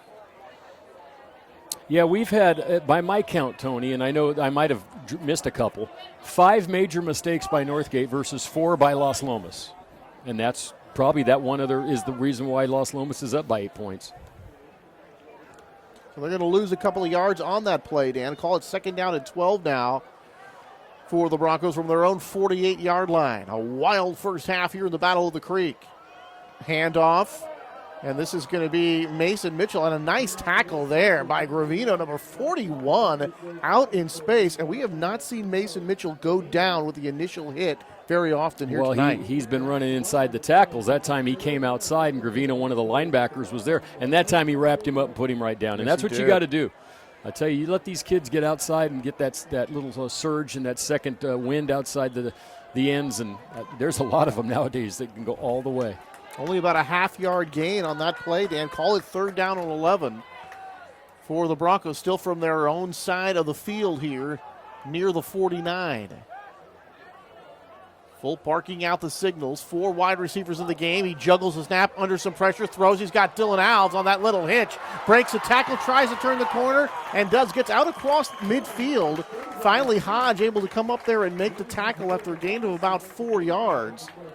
But it is going to bring up 4th down here for the Broncos, and you got to figure, Dan, why not? They're going to go for it. They might, but, there's a lot of strategy here too, Tony. You got 5 minutes left in the quarter. You've still got 2 timeouts. If you get a good punt off, you're playing the field position game, making them go all the way down the field. We'll see. They're sending fullback out there, but this is a lot different than 4th and 1, Tony. This is selling a freshman quarterback. You got to throw a pinpoint pass on 4th and 8, and none of their passes, other than that one little slant, have really went that far. All right, Mark Schaefer is checked into the ballgame, number 5 at wide receiver. Here's Fulp under some pressure right away. Throws, he's got a man. It's Schaefer out near the 40. He's going to be thrown down. Did he pick up the first down or not? Nope. And he might be a little bit short, but right near first down marker. Let's see. And we're going to have another measurement here. I think he had to get actually to the 40-yard line, and he is just a tad short of that 40-yard line. It looks like this is going to be first down going the other way. I think Terry Miles doesn't have to pull the paper out of his pocket on this one. But I'll tell you who made an impressive play that time was Fulp. He was under pressure. He had a guy blitzing coming from his blind side, and he stepped up and made that pass. And you cannot fault them. It was a good play call. It just didn't get enough. Well, just short of the 40-yard line of Las Lomas, and they're going to measure, and Northgate did not get it. Tony, this is how many close measurements? I wonder what the record is in a game. Because I know 2, I'm sure there's more than 2, but how many times have you been, you're talking like that far. It's just amazing. The coaching staff for Las Lomas knew it. They knew he was short just by where the tackle came in. Well, a couple of times now coming up on 4th down on those measurement plays, and both times they've gone against Northgate. But Las Lomas able to get the stop here, and they take over with a 21-13 lead here, Dan. 4:56 to go in this first half, and they'll take over 1st and 10 just out across their own 40-yard line.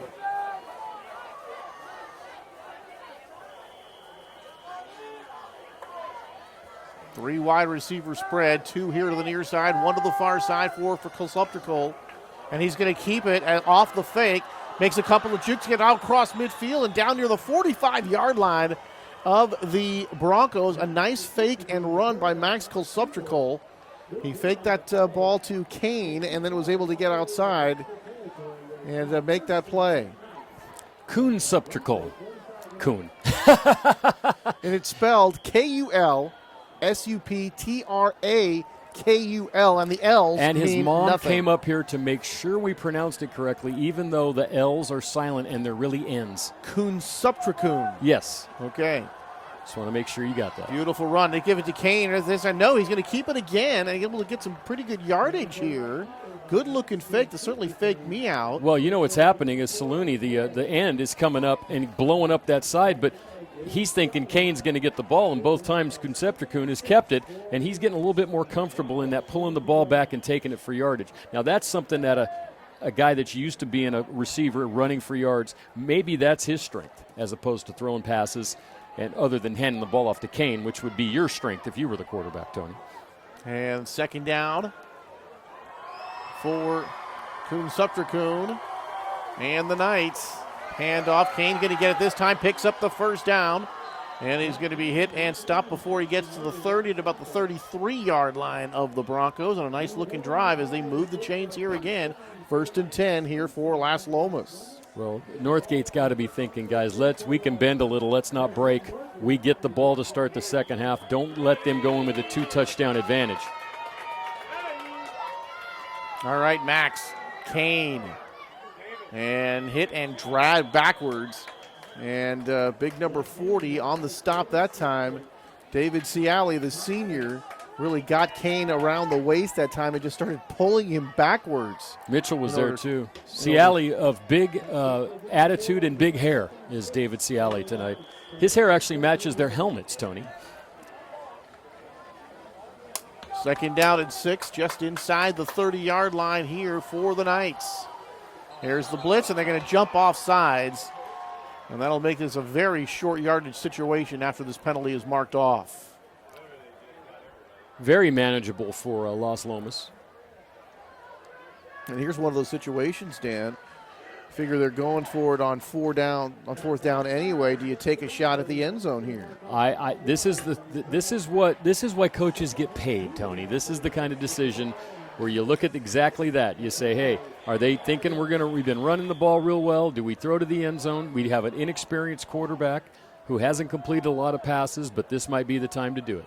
And they're going to get man coverage here on the far side. Kolsupchikun going to fake it, turn the corner, pick up the first down as he gets inside the 20, down to about the 18-yard line. First down and 10 for the Knights after they got that fourth down stop of the Broncos, and they moved the ball nicely here, and Kolsupchikun really the focal point of the running game here on this drive. Well, they changed it around a little bit. They'd been going with Kane, and Kane is he's come through a number of times. As we've already said, he has 3 touchdowns. He almost had 4 in the first half, but this is a little bit different look, and a little bit of adjustment has to be made by the defense when he's pulling the ball back and going around the end.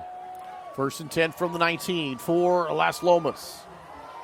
Snyder in the backfield playing that fullback spot, lined up on Kolsupchikun's left flank, and now whistles stop the play.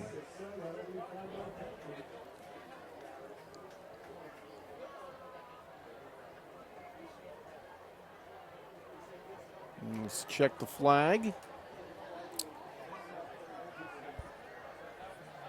You know, Tony, Northgate, back in those early football days, were celebrating their 40th anniversary. Was not a football power, but one thing they were early was a basketball power. Now, this is how good their team was. I can remember 4 of the 5 starters to this day, 40 years later, off that team. Lauer, Buckley, Richardson, and Swan. I just can't remember the 5th guy right now. I was in a junior varsity at Antioch when they played our varsity, but it's amazing how I can remember those. They actually were a team when they came. You stayed after and watched them. That's how good they were. And from the 24-yard line after the penalty, Mack's going to hand off, and Kane is going to pull away from tacklers and pick up a pretty nice gain after all is said and done as he plows inside the 20 to about the 18. So he picks up about 6 yards on that play. And again, Dan, doing it after contact, the same way Mason Mitchell likes to do it. Well, both coaches talked about, it's almost like they were talking about the same guy when you talked to him before the game tonight. You know, the same superlatives, so to speak, were being bandied about both runners. But, you know, that's what Las Lomas is. I ask him, I go, so Kane, just like all those other guys, you know, it always seems that they have a 5'8", 160 to 70-pound guy that likes to run over people and gains 150 yards, and they have another one. Second down, call it 9 from the 19-yard line. Kane going to get it right up the middle. Jack Baylor's over a couple of tacklers, keeps on and keeps his feet, and he's going to get inside the 5. They're going to mark him down at about the 1-yard line. 18 yards, first and goal. And again, Jack Kane hit but unable to bring him down on the Northgate Broncos. Could have ran a pickup truck through that hole, Tony. Yeah, the offensive line obviously doing a great job. First down and goal from the 1. Kane going to get it. Kane going to try to find the end zone. Is he held out or did he get in? He's in. He's in. Touchdown for Las Lomas. 4th touchdown on the game for Jack Kane. And the Las Lomas Knights extend their lead now as they move out to a 27-13 lead pending this point after. So after running Kolsupchikun a number of times on the option, they go back up the middle to Kane, and Kane gets the big gain down to the 1, scores the touchdown. Las Lomas back in control of this one, Tony, with 1:30 left in the second quarter. Here's Fisher, and they're going to stop this one here momentarily. And while they do that, we can tell you, Walnut Creek TV TV comes home, www.walnutcreektv.org. Check us out on YouTube, youtube.com/City of Walnut Creek, Facebook.com/Walnut Creek TV, and Twitter.com/Walnut Creek Gov. Snap, hold, Fisher's kick is good. And with 1:30 still to go here in the first half, it's now a 28-13 lead for the visiting Las Lomas Knights. It's actually Kane 28 and Northgate 13. And it could be 35-13 if that one hadn't been called back. So Kane is it's the two running backs. They're the offensive stars tonight. And really the quarterbacks haven't done anything wrong. It's basically been mistakes penalty-wise and, of course, defensively on either side that have been costly. But you're going to look back on a few things in this game. Some of the going forward on fourth down now twice, and Northgate has been stopped. Would that have been different if they had kicked it and forced them to go 80 yards? Would they have had enough time left to go 80 yards? That's something that the New York Giants have been talking about much this week, Tony. Yeah. Boy, got an earful of that after that game. By the way, I want to congratulate your Rams and thank you for winning, because anytime the Rams beat the Seahawks, that's good for the 49ers. Yeah, just wondering if it's just another one of those situations, Dan, where they beat good teams and they themselves end up not being a good team. Aren't they playing Washington? They'll be in the nation's capital this Sunday. So we'll see. End over end. This one going to be taken up at about the 20-yard line, 25 out across the 30 to about the 33-yard line. So the Broncos now, Dan, they do have a couple of timeouts left and 1 and 23 seconds, so still time to mount a drive here. This is, though, where you really have to seriously look at the situation and say, do we have the kind of offense that can take us down the field in 1:30 with 2 timeouts? Well, they have gotten some pretty big plays for Mason Mitchell. You don't know that you're going to be able to throw the ball down the field, but certainly with this much time and a couple of timeouts, Dan, you've got a chance to run several plays here. One thing they do have going for them, in the pro game, Tony, you have a strong arm quarterback. You can use the sideline. Here, you really can't unless you get a first down, because you can't get – I don't think Fulp can get the ball out to the sideline and get guys going out of bounds, stopping the clock. So they run up the middle that time, and the clock is still running, and there wasn't much there. Well, the deep out is definitely not his game, Dan, and when you don't have that strong arm, if you end up throwing a pass like that, boy, you see that one going the other way a lot. Exactly, because that's something that a corner can kind of turn back on and get in front of the receiver. Yeah. If you catch that ball, you're done. And the corner just has time to recover if he is kind of beaten initially when the ball doesn't have a lot of mustard on it. Clock continues to run now, 40 seconds and counting. And this might be a situation under pressure, and he goes down, and the hit is made in the backfield by number 7 for Las Lomas, Vince Ceja. And boy, they were lucky that ball wasn't fumbled. Well, he got hit hard. Blindside rush that time by Ceja, right off of his end position. Actually, he was listed as a starter, as a safety, so he must have come up all the way from the defensive backfield that time. Maybe they did one of those zone switches where the linebacker fell back, the safety come on a blitz. And Fulp was drilled that time. And see, that's the problem you have, because it's all about experience. It's all about situations and seeing certain plays.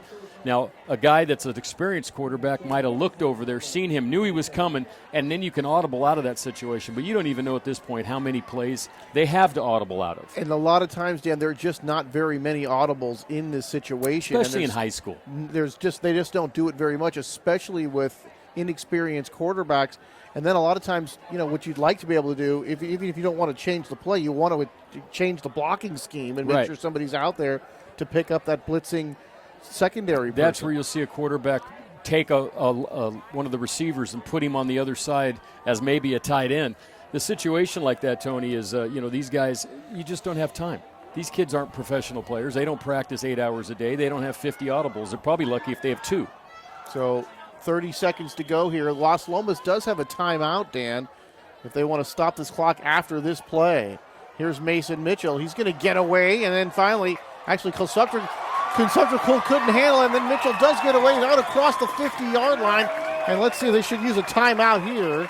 Well, they got the clock first down, stop. so the stop is to move the chains here. They do have a couple of timeouts And look at what left. they went to, Tony. They went to the double wing for these last couple of plays, and that's exactly what got got Mitchell outside. Then Mitchell, of course, aided by the defender, flinging him forward 5 yards. But they're in this wing. But here you see hot potato pitch. Fulp in the shotgun. Very unusual looking formation there. A little loft out to the sideline on the far side. Catch by Flores. And now he's going to pick up the first down, so the clock will stop again as they get the chain set. And how about this? 10 seconds left, and it's the Broncos on the move here. I think at this point, Tony, with your last timeout now off the clock, you're probably going to have to do some sort of rollout, let Fulp just kind of fling one into the end zone, a la BYU the last 2 weeks. Well, and also something to think about, Cabernet, Andrus, the kicker, Dan, and he has been hitting some big ones in practice, and they put some pressure on him with that. He actually hit a 50-yarder at practice as they call timeout here and talk things over. This would be a 50-yarder. So maybe they will kick a field goal. Now, in practice, he hit a 50-yarder. Coach Ballard said it was one of those situations they had the running drills coming up, and he said to him, look, if you make this, we won't have to run. So that was the pressure. They didn't actually have a rush, but the pressure was no running if you made it. He kicks it, hits the crossbar, Dan, and it goes over. They're back in the double wing here with 10 seconds to go. 10 seconds to go. You could get 2 plays here. They still do have 1 timeout. Looking, fires, and this is going to be incomplete. Looking for Flores there over the middle. Conceptricune was there on the coverage, number 10 against number 10. And that is going to leave 5 seconds left. So they're going to either kick the long field goal, which I doubt they will from here. Just too long, I would think, Dan. So situation where you're just going to go ahead and throw the ball down field, kind of the Hail Mary situation, see if you can come up with something. But they're not in that formation, which is kind of interesting. Now they're starting to spread out the wide receivers. Okay. Because what you want to do here is obviously get Fulp maybe a little head start, rolling to his right, and getting the ball down into the right corner of the end zone. Last 5 seconds here of a very wild first half. 27-13 in favor of the Knights. Fulp, high snap. Ciali, nice block that time. Steps up, trying to get away, and won't get away as he's taken down for the sack by the Knights, and that will end the first half of play. A 28-13 lead here as we head to halftime as the Knights lead. But boy, Dan, have you seen a stranger, wilder first half than the one we just saw? It was strange. It was crazy. But, you know, it's entertainment, Tony, and this was a very entertaining first half by 2 teams that know each other very well. And I look forward to the second half. All right, we'll step aside. A 28-13 lead for the road team, the Las Lomas Knights, on this 40th anniversary of the varsity football here in Northgate. Northgate football. All right, we'll step aside. We'll see you back here for the second half. Northern California's largest community arts program is here in Walnut Creek.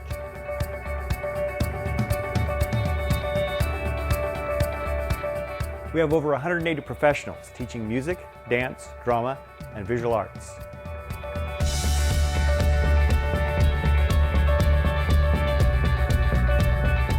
With over 680 classes, workshops, and events.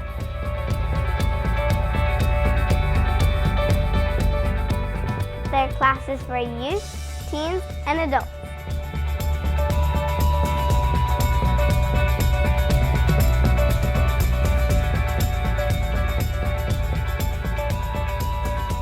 With opportunities for beginners through professionals.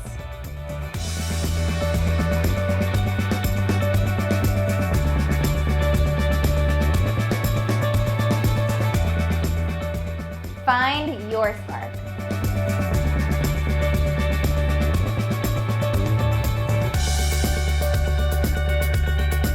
Learn, inspire, grow.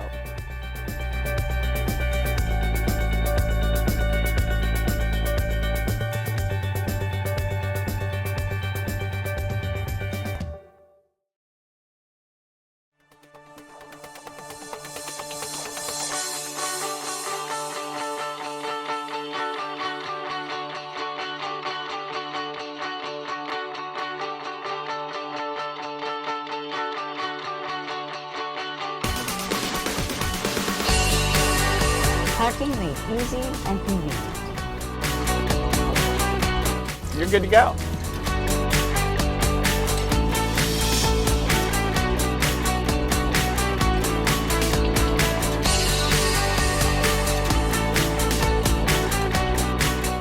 was easy.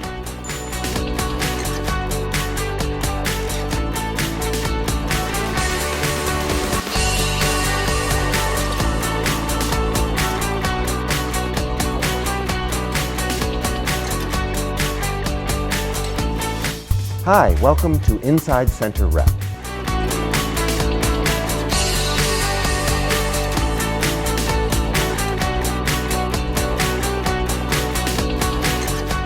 My name is Carrie Lederer, and I'm the curator of exhibitions here at the Bedford Gallery.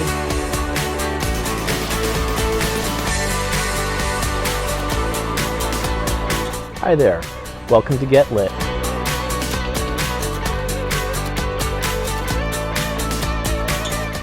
And that's when I decided to run for the city council.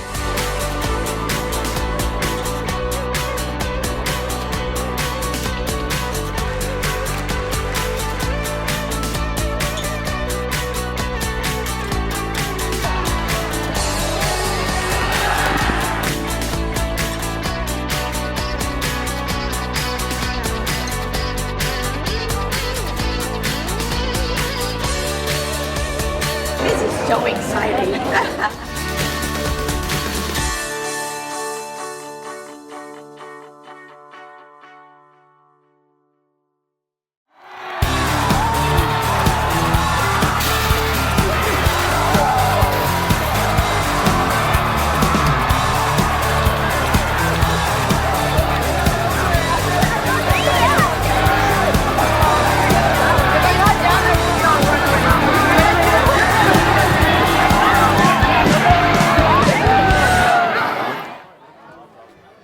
All right, third quarter just about ready to start. We had some festivities going here, Dan, to honor the 40th anniversary of varsity football here at Northgate High School. They had some of the alumni down there.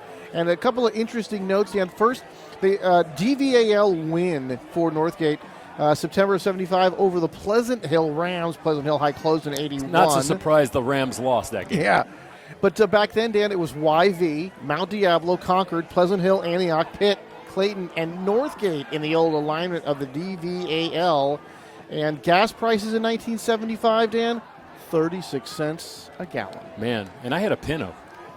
And we used to, $5 loaded that thing up in 1976, well, 76.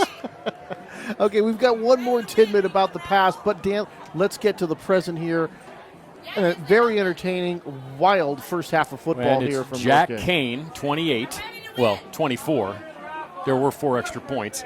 And Northgate 13. Kane, a 65-yard run, 9-yard run, 56-yard run, and a 1-yard touchdown. Had another one called back. Mitchell had a 24-yard run, and Fulp had an 11-yard pass to Alves for the other scoring. But interestingly enough, Tony, you were talking about this crowd, and I want to tell this story. I told it to you, but when we get a break, we're going to talk about ticket prices for high school football versus other entertainment options in the Bay Area. Yeah. We will talk about that a little bit. Dan mentioning to me that's over here, over the hill at Concord Pavilion. The Janet Jackson will be here next year, and it ain't cheap. Well, that's going to be the talk about a 49ers game, talk about a Janet Jackson game, talk even about Ann Wilson from Hart is touring. And you will not believe what her tickets cost to see her in a club setting. I'm not talking about Hart. I'm not talking about the original Hart. I'm talking about just her. And it's more than you would spend to go to the entire Northgate football season. There's a pooch from Fisher. This one, you take an exit stage right. I think it's covered by Las Lomas after going 10 yards. Is it? Yes, it is. First down for the Knights, and what a huge miscue by the Broncos. And you got to be asking what happened there, because they've done that 3 times before. Did they not remember that is a live ball after it goes 10 yards? One thing it did do that gave them the advantage is the English sent it backwards. But still, you got to get on that. Everyone knows that.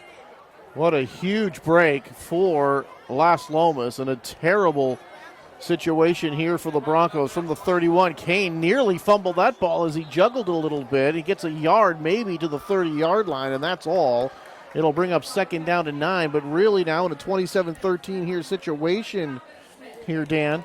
Check that, make it a 28-13 situation.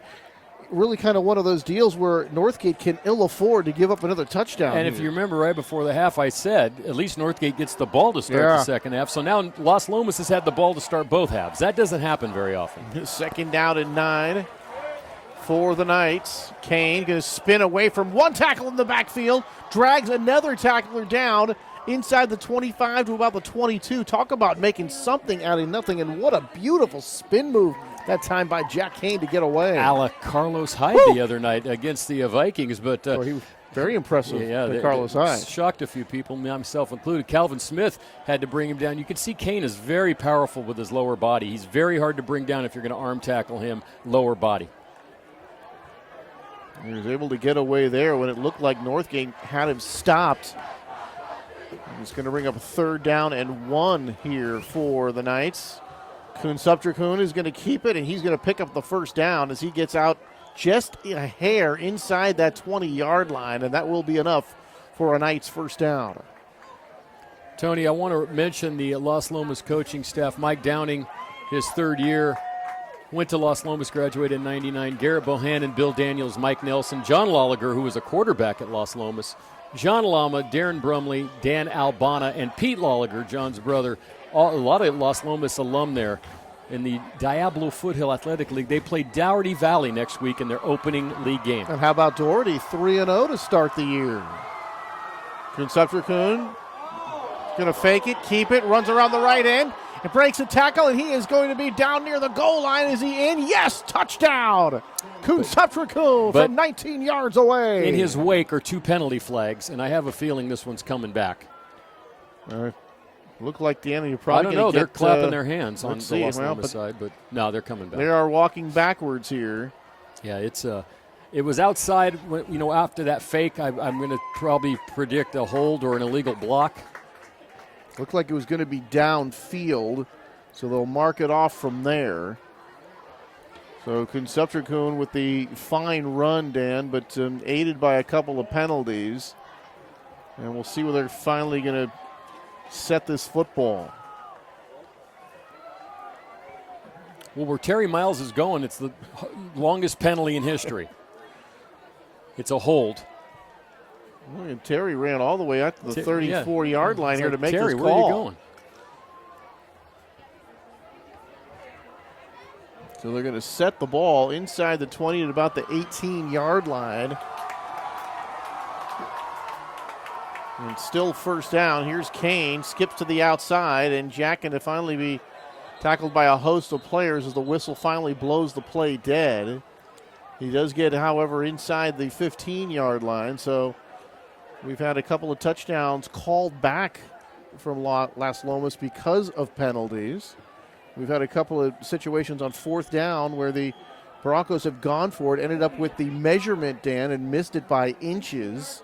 I think we're in that day now where coaches are going to have to start playing the percentages more. As we mentioned, last night, the Chiefs blowing that game. Last week, the Giants blowing that game. 2nd down and 5, hand to Kane, going up the middle, and Jack going to be pulled down here, getting up off the tackle, number 55, and that is Nate Green, the junior, among others, making the stop. You just got to wonder, how do you stop the guy? He's just unstoppable.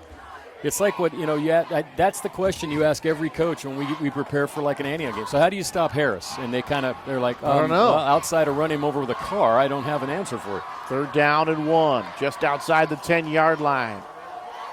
Kane gets it and didn't get a whole lot, but he didn't need a whole lot, Dan. He's going to pick up that yard plus another one, make it a 2-yard gain, and that will be enough for a first down, and that'll make it first down and goal here for the Knights. Now, Calvin Smith made a nice play that time. He shed his block. He wrapped him up, but like you said, he's powerful enough to always get a couple unless he's gang tackled. That was the thing that a lot of guys told me about a guy like Harris. You've got to hit him, and then 2 or 3 other guys have to hit him as well. And that's something we haven't seen a lot of that today, is the gang tackling mentality. 3 wide receiver spread, 2 out here to the near side. And now we're going to have whistles stopping this one. Timeout for Las Lomas. Well, we got a chance. Ben Ballard's in his 2nd year as the coach here after taking over for Justin Lowell now at Valley Christian. Jack Enright, Mike Escobar, Mike Formosa, Monty Consani, Kirby Hoganmiller, Zach Torrey, and Les Garaventa.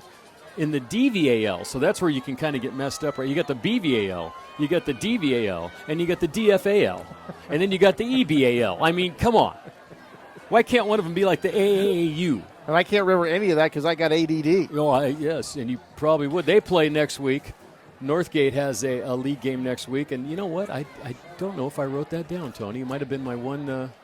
I did not write it down. So Northgate should open league. Do you have it? I have it. Northgate at Amador next week. That's right. They have another non-league game.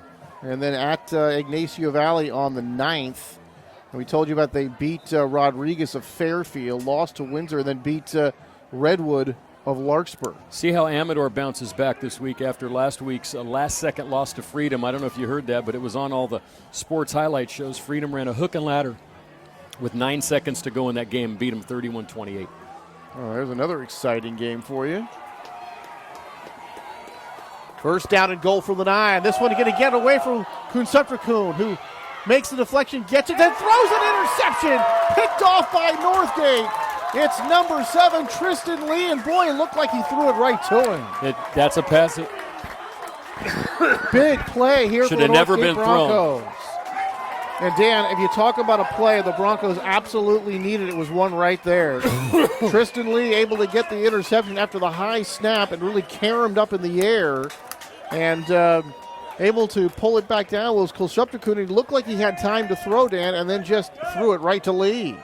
Tony, you're going to have to excuse me for a minute. My cough has returned.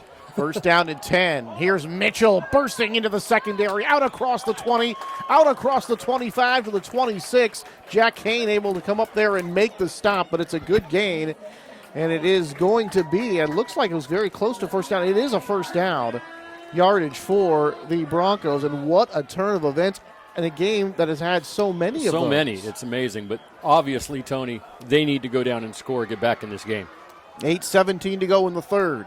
Coming around this time is Mason Mitchell, and he's kind of piled up. Started out over there on the far side of the formation and kind of looped to the inside. He was handed the football that time. We haven't seen that play run by them, but actually Las Lomas, no problem defending it that time. He's not getting that initial push through the line that he was getting on those 2 long drives. He's being hit at the line of scrimmage and then bouncing off, maybe getting 3 or 4, but he's not getting those big chunks of yardage he did early in the game. So Mitchell going to line up in that sort of that hot potato pitch, that double wing formation. Now he comes in motion, and they're going to give it to Flores, who cuts it up inside, Dan, but he is going to be tackled there. Let's see who did make that stop. Trying to get a read on that, unable to see it through all the players, but a nice-looking tackle over there to stop Flores from getting a good play. Tony, there's so many people here. I just noticed that there's a crowd up there on Tightwad Hill.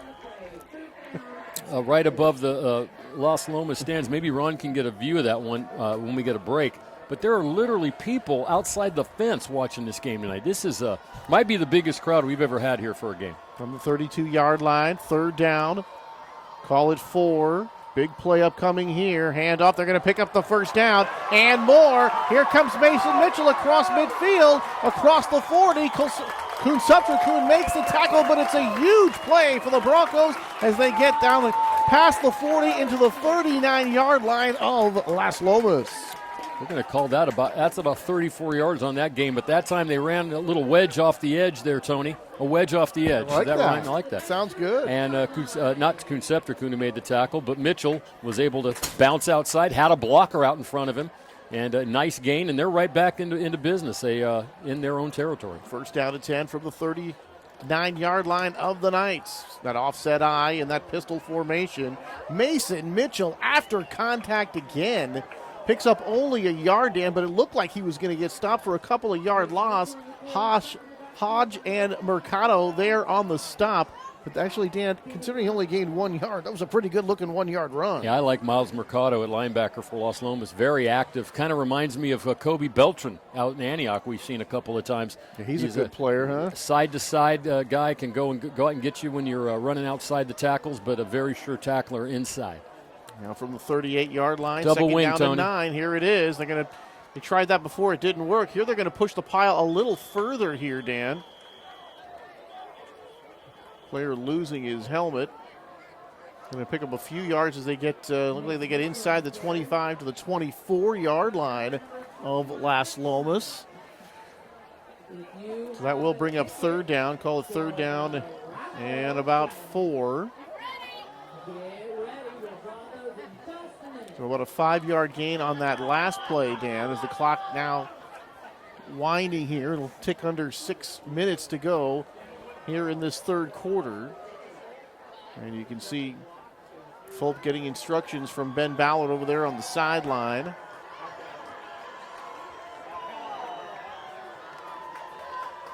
Well, this play from the 33-yard line on third down. They've got to get to the 29. Third down and 4 for Fulp and company. It's that high snap. Mitchell going up the middle, and he's going to pick up the first down and being dragged down from behind by number 32. He did not pick up the first down. Oh, boy, I thought he had that His easily. knee was down at the 40, and in this, when your knee hits, the play is dead. So Cole Lapelt, the sophomore, Dan, came up and made the tackle, and it looked like he was dragging Lapelt, and they are going to be a bit short here. This is a Groundhog's Day. This is the third time that Northgate has had, in roughly the same area of the field, have went for it on fourth down. Haven't made it the first 2 times. Oh, boy, did they Las get him Lomas to jump? jumped. They did. A hard count, they get him to jump. So fourth down, third time's a charm on fourth down here for the Broncos. And that 5 yards will give them a first down, make it first down and 10 now here for Northgate. I wonder if Fulp changed his cadence on his snap count a little bit there and got him offside. Boy, it looked like he must have, because you didn't have just one guy jumping off. It was like 3 guys jumping off. The whole left side of the Las Lomas line was offside on that play. First down and 10 inside the 25, now to the 24 of Las Lomas. Mason Mitchell right up the middle, and he's got 5, maybe 6 yards. Finally dumped after a pretty good first down play. It'll bring up second down, and it looked like number 7, Vince Sayop, making the tackle there, the senior. But again, right up the middle, and Mason Mitchell able to pick up good yardage anyway. Well, the amazing thing, we had 34 points in the first quarter, Tony, and we've had 7 since. Even though the game has not been boring, not and at certainly all. the energy is still there, but it always tends to happen that way. They line up in that very tight formation again. Now Mitchell's going to switch and come back here. They're going to fake it to Mason. Throw here the near side in the corner of the end zone, and just a little bit too far for Flores. He had gotten past Kunsuptrakun there in that corner, but Knox had pretty good coverage, and the pass a little bit too long, but really they just ran out of real estate. Just ran out of room that time. He threw it up to Flores. That's a good time to do it, though. Like you said, now you got third down and 5. You know where you're at. You know what you're dealing with here, and you've done it plenty times before, but I'll tell you, Northgate is just right. They've just teetered on the edge of coming back, and then something happens. So let's see where they get here on 3rd and 5. And you figure, Dan, they're going to be going for it on 4th down again, even though Cabernet good from 35 yards. And now it's going to be offside here, and somebody on that right side of the offensive line jumped for Northgate. It looked like it was Will Bittner, number 57. Yeah, a little tougher now. Move this a little further back. So from here, Dan, about a 42-yard field goal, so really too far, I would say, here, and too close to punt. So almost assured of a 4th down play if they don't pick it up here on this play. Back in the double wing. Mitchell going to get it. Now he's going to give it off to Flores. He's got the quarterback leading. Cuts it to the outside. Inside the 5. Touchdown, Northgate. Boy, that one came out of the playbook, Tony, and that was a beautiful little double reverse off the double wing. Doesn't look as big. It is not as spread out as a traditional double reverse. But when Flores, now that was something we hadn't seen. When Flores got outside and he was in the open, he was flying. And so now we got a ball game. Now, do they go for 2 here? Boy, I think you would have to go for 2. You're going to have to once. You're going to have to do it at some point. Coaches a lot of times like to wait till they absolutely have to do it, but looks like they're going to do that here. But interesting play there with Fulp down the field leading the blockers for Flores. Well, that's the tradition of the double wing, and that time he was able to because of the double pitch. They are going for 2. Mitchell, and he's not going to get there. So a PAT has failed, and now a 2-point conversion has failed here for Northgate. Vince Sayon, number 7, able to make that stop. So here's where we stand now. 3:55 to go. It's 28-19 here. Third quarter action from Northgate on this 40th anniversary of Northgate varsity football. Oh, and Tony, as you're talking about 75, let me just tell you folks, back in 1975, I saw Aerosmith for the very first time at Winterland. Wow. It cost $5 to get in. Now here's, we they talk were about a big act by then, right? That was their third album, Toys in the Attic. You come out to a football game, I think it costs $8. You go out and have some dinner after, a couple of cocktails. You could do that for every Northgate home football game and not pay as much as you have to pay to get into a 49er game, obviously. But here's some others. Janet Jackson, next May. Tickets went on sale this weekend. $209 to see Janet Jackson. You better. Are you bringing Tito? I mean, something's got to happen. $145. I better see a moonwalk for $209. I better see that's something. Oh, onside kick.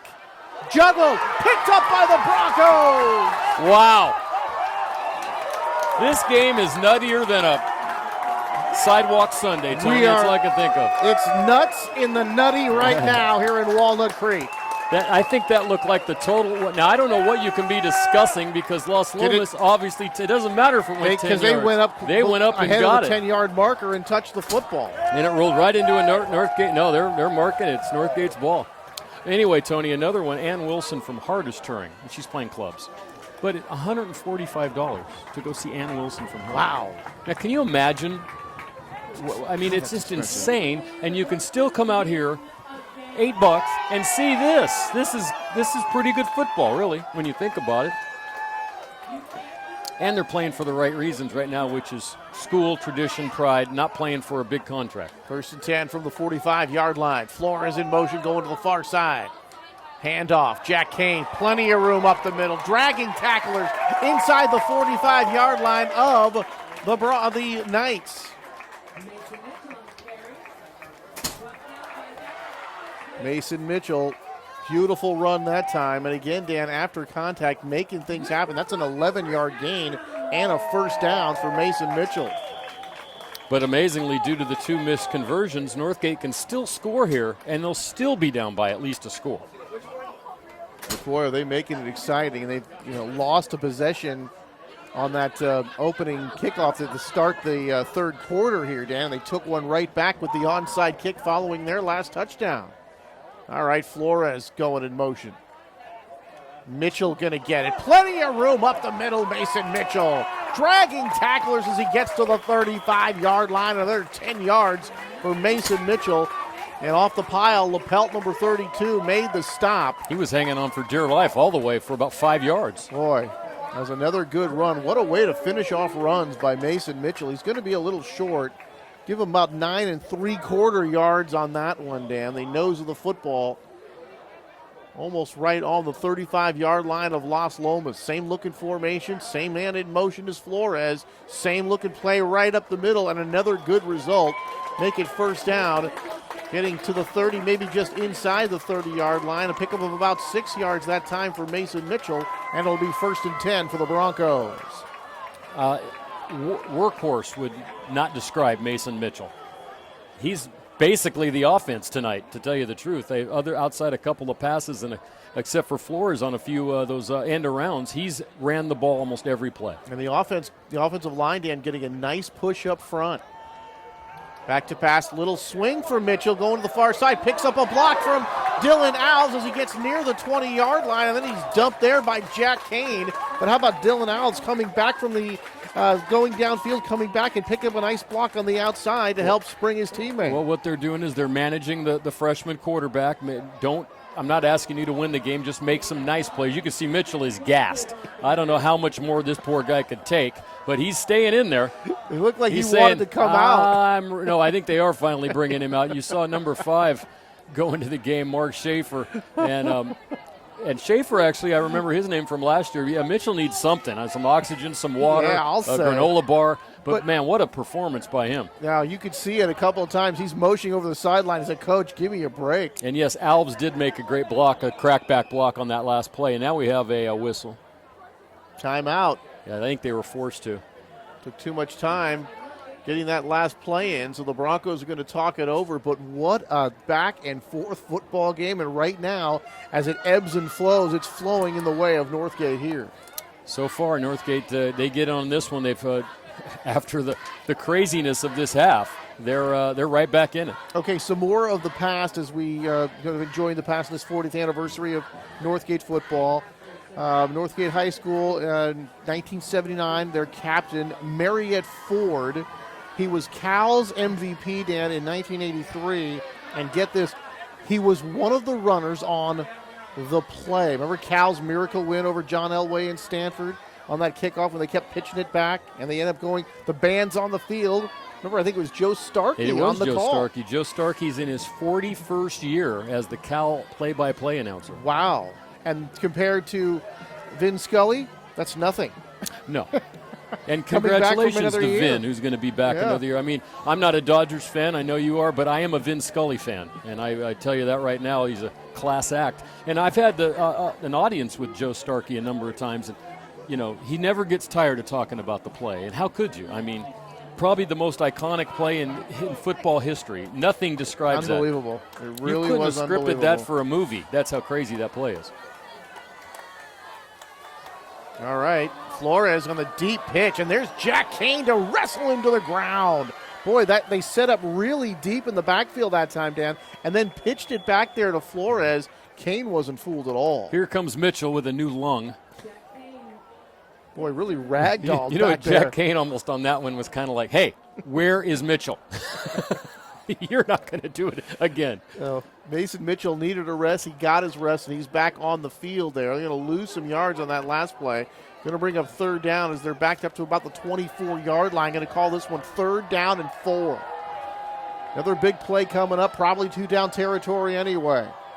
Mitchell going to get it. Busts a couple of tackles. He just runs right through a couple of tacklers, Dan. Picks up the first down. Kane and Saya there on the stop, but not before. Another nice gain by Mason Mitchell, and a 3rd down turned into 1st down here for the Broncos. He's got a way about picking through those holes, and he's always able to identify the first one and make that move to get out of trouble, and then hard to take down. So he's another impressive runner. We've seen some impressive runners so far this year, and we're going to see. I know that you folks on this side of the hill don't get you can check all of our games out on YouTube and stuff, but Freedom has a great runner out there, and Ron Rivers as well. That's another guy we're going to see later in the year. All right, 1st down to 10 from the 18. There's Flores in motion, and the whistle stops this one.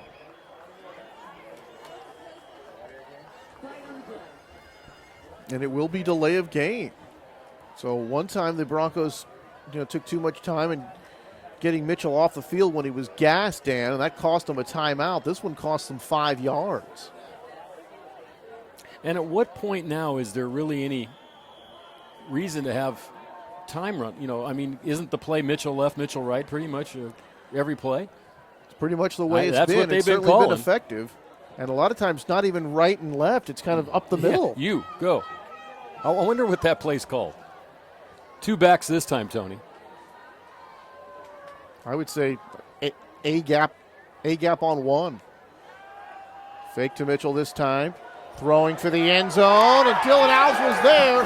Flag flies, and it looks like it's going to be pass interference down the field on number 41 of Las Lomas. It looks like Enzo Gravino, the sophomore, was there, and he made contact. That's where the flag came in, but that was a pretty good looking throw that time. You saw those guys down there. Lapelt was down there as well, and none of them were arguing. So, unlike any play made in any other level of football, pass interference, the most argued play ever in the history of any sport. Well, the charge or block in basketball, which is just that's insane. I can't even figure it out most of the time. And now it looks like, wait a second. They can't seriously be calling this against Northgate. Northgate looks like they're backing up. They're going to call offensive pass interference here? No, it's going to be pass interference on the defense.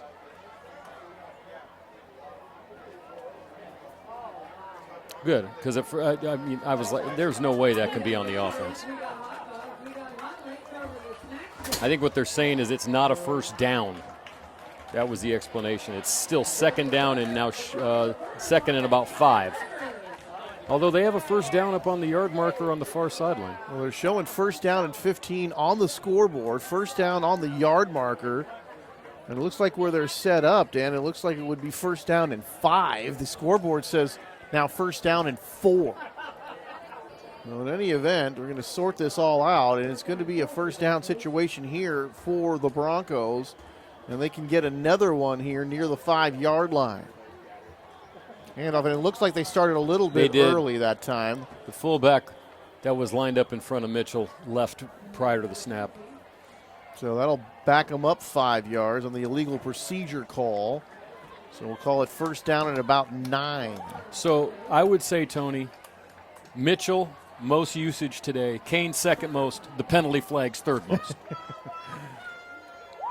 But that really has not put a damper, Dan, on the excitement and the flow of the game, which normally that kind of kills it when you get too many penalties. It really hasn't had a huge impact on the game as far as the entertainment value goes. Other than the one touchdown, the Northgate's had the ball most of the third quarter. They've kept Las Lomas' offense off the field due to the weirdness of what's been going on out here, and they still have the ball. Yeah, the weirdness and the onside kick. All right, on first down, call it 9. Fake to Mitchell. Now they're going to throw. They've got the fullback inside the 10, inside the 5. Bangs into a player, taken off his feet, into the end zone. Touchdown for the Broncos. What a play. Dylan Alves came back and made another great block. Ciali comes out of the backfield, hair flying out of his helmet, hits a guy down near the end zone, goes in for the touchdown. And it's just absolutely the story doesn't end, Tony. It just keeps going and going and going. And we still got a quarter to play. What a great game. Ciali, about 12 yards out there on the catch and run for the touchdown. And boy, look at that. Now it's a 28-25 game. The amazing thing, Tony, this freshman quarterback, we got an injured player down, and this, I hate to tell you, it doesn't look real good because they're not moving the Northgate player. And there's a ton of people down there. Or maybe it's a leg. It's a leg. Maybe it's a cramp. That's the only thing I can tell from that. I think they've got the leg pulled up here, and they're just kind of stretching it out, which tells me it's a hamstring pull. What a freshman quarterback. The throws he's making. It's amazing. They're not asking him to do a lot, but he's putting the ball right on the money on these small screen passes out of the backfield. Some of the one that he threw over the middle to Alves. He's having a great game as well. But, boy, we got excitement heading. 3 seconds left, third quarter, 28-25. And I'd have to say Las Lomas, really, they have to go down and score a touchdown because the momentum's with Northgate right now. Now look at the DFAL, Dan. Dublin, Doherty, Campo, Miramani, all 3-0 now out of the DFAL. Alhambra 2-1, and then Acalanes and Las Lomas there at 1-2. We got a chance to see Acalanes earlier on the other side of the hill, and that didn't go very well for the Dons playing. But then Antioch. They came back and won 49-0 the next week. Just like Milpitas. You saw what Milpitas did. I didn't. Yeah, no. They won 71-0 last week after getting buried in Antioch. One thing I do want to say, I don't know if Coach Macy's out listening to us at Camp Lindo, but Coach, stop saying you're no good. Come on. Every time, and we're not going to win. This isn't the year. They have won it's like 54-3 there. I mean, it's an amazing story that doesn't get talked about a lot. They just don't get the mentions that the De La Salles of the world and the Monte Vistas, when they're that good, or Pittsburgh get mentioned. But Camp Lindo has been unbelievable the last 4 years, and I always tell this story. They were picked to not win a game the first year they went undefeated. Not one game. They've lost 2 of those losses are in state championship games. Then they finally won one last year. It's unbelievable what he's done over there because he does not have, first of all, they're a Division III school. They beat Deer Valley last week. That would have been unheard of 5-10 years ago. Deer Valley is a Division I school with over 3,000 students. Camp Lindo probably has half that. That's amazing. It seems like every year they turn out a quality squad, and that you mentioned Monte Vista. How about that Monte Vista Pittsburgh game? That's last another week? one. There were 2 games last week that they're already calling the game of the year. I guess you can't have 2, but Monte Vista scored with 31 seconds to go. It went up 49-42 on Pitt. Pitt drove down, and it was a 4th and 1. They were stopped, right. and Monte Vista Deep won that in game. Monte Vista territory. And, in 31 seconds, I guess they got a kick return and then went down a couple of plays, and boom, there they were. There's a hand for our injured player. Let me see if I can get that number for you, Tony.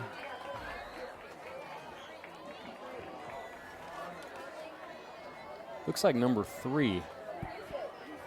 That's David Margiv. All right, the players coming back on the field to kick this point after. Hope David's all right. Al's now the holder in for Northgate. And Anders Cabernet in to attempt the point after to cut the lead to 2. Snap, hold, kick is good. So Anders knocks it through. And here, late in the third quarter, a 28-26 lead now by Las Lomas, when it looked like Las Lomas was trying to stretch this lead and was going to kind of maybe sort of put this game on ice a little bit. The Northgate Broncos have come right back. They scored the touchdown, the onside kick, and Mason Mitchell really has gotten it done. And let's think about the mistakes. The interception on a very ill-advised pass from a second-string quarterback. I don't know if Wood would have made that same throw, so that's something you got to think about. The onside kick, another one, and that's just the case. I think the ball went to the wrong guy as an up-back. You want your hands teamed out there. That didn't look like that. I'm just saying from here, that didn't look like a guy with great hands. So I wonder what's going to happen now. I think they've thrown a couple different guys over here on the right side. I would kick the ball, though, here because with the fatigue factor starting to set in, make Las Lomas go the length of the field if they're going to score. All right, Cabernet getting set to kick off. What a football game we've got. We've still got one more quarter to go.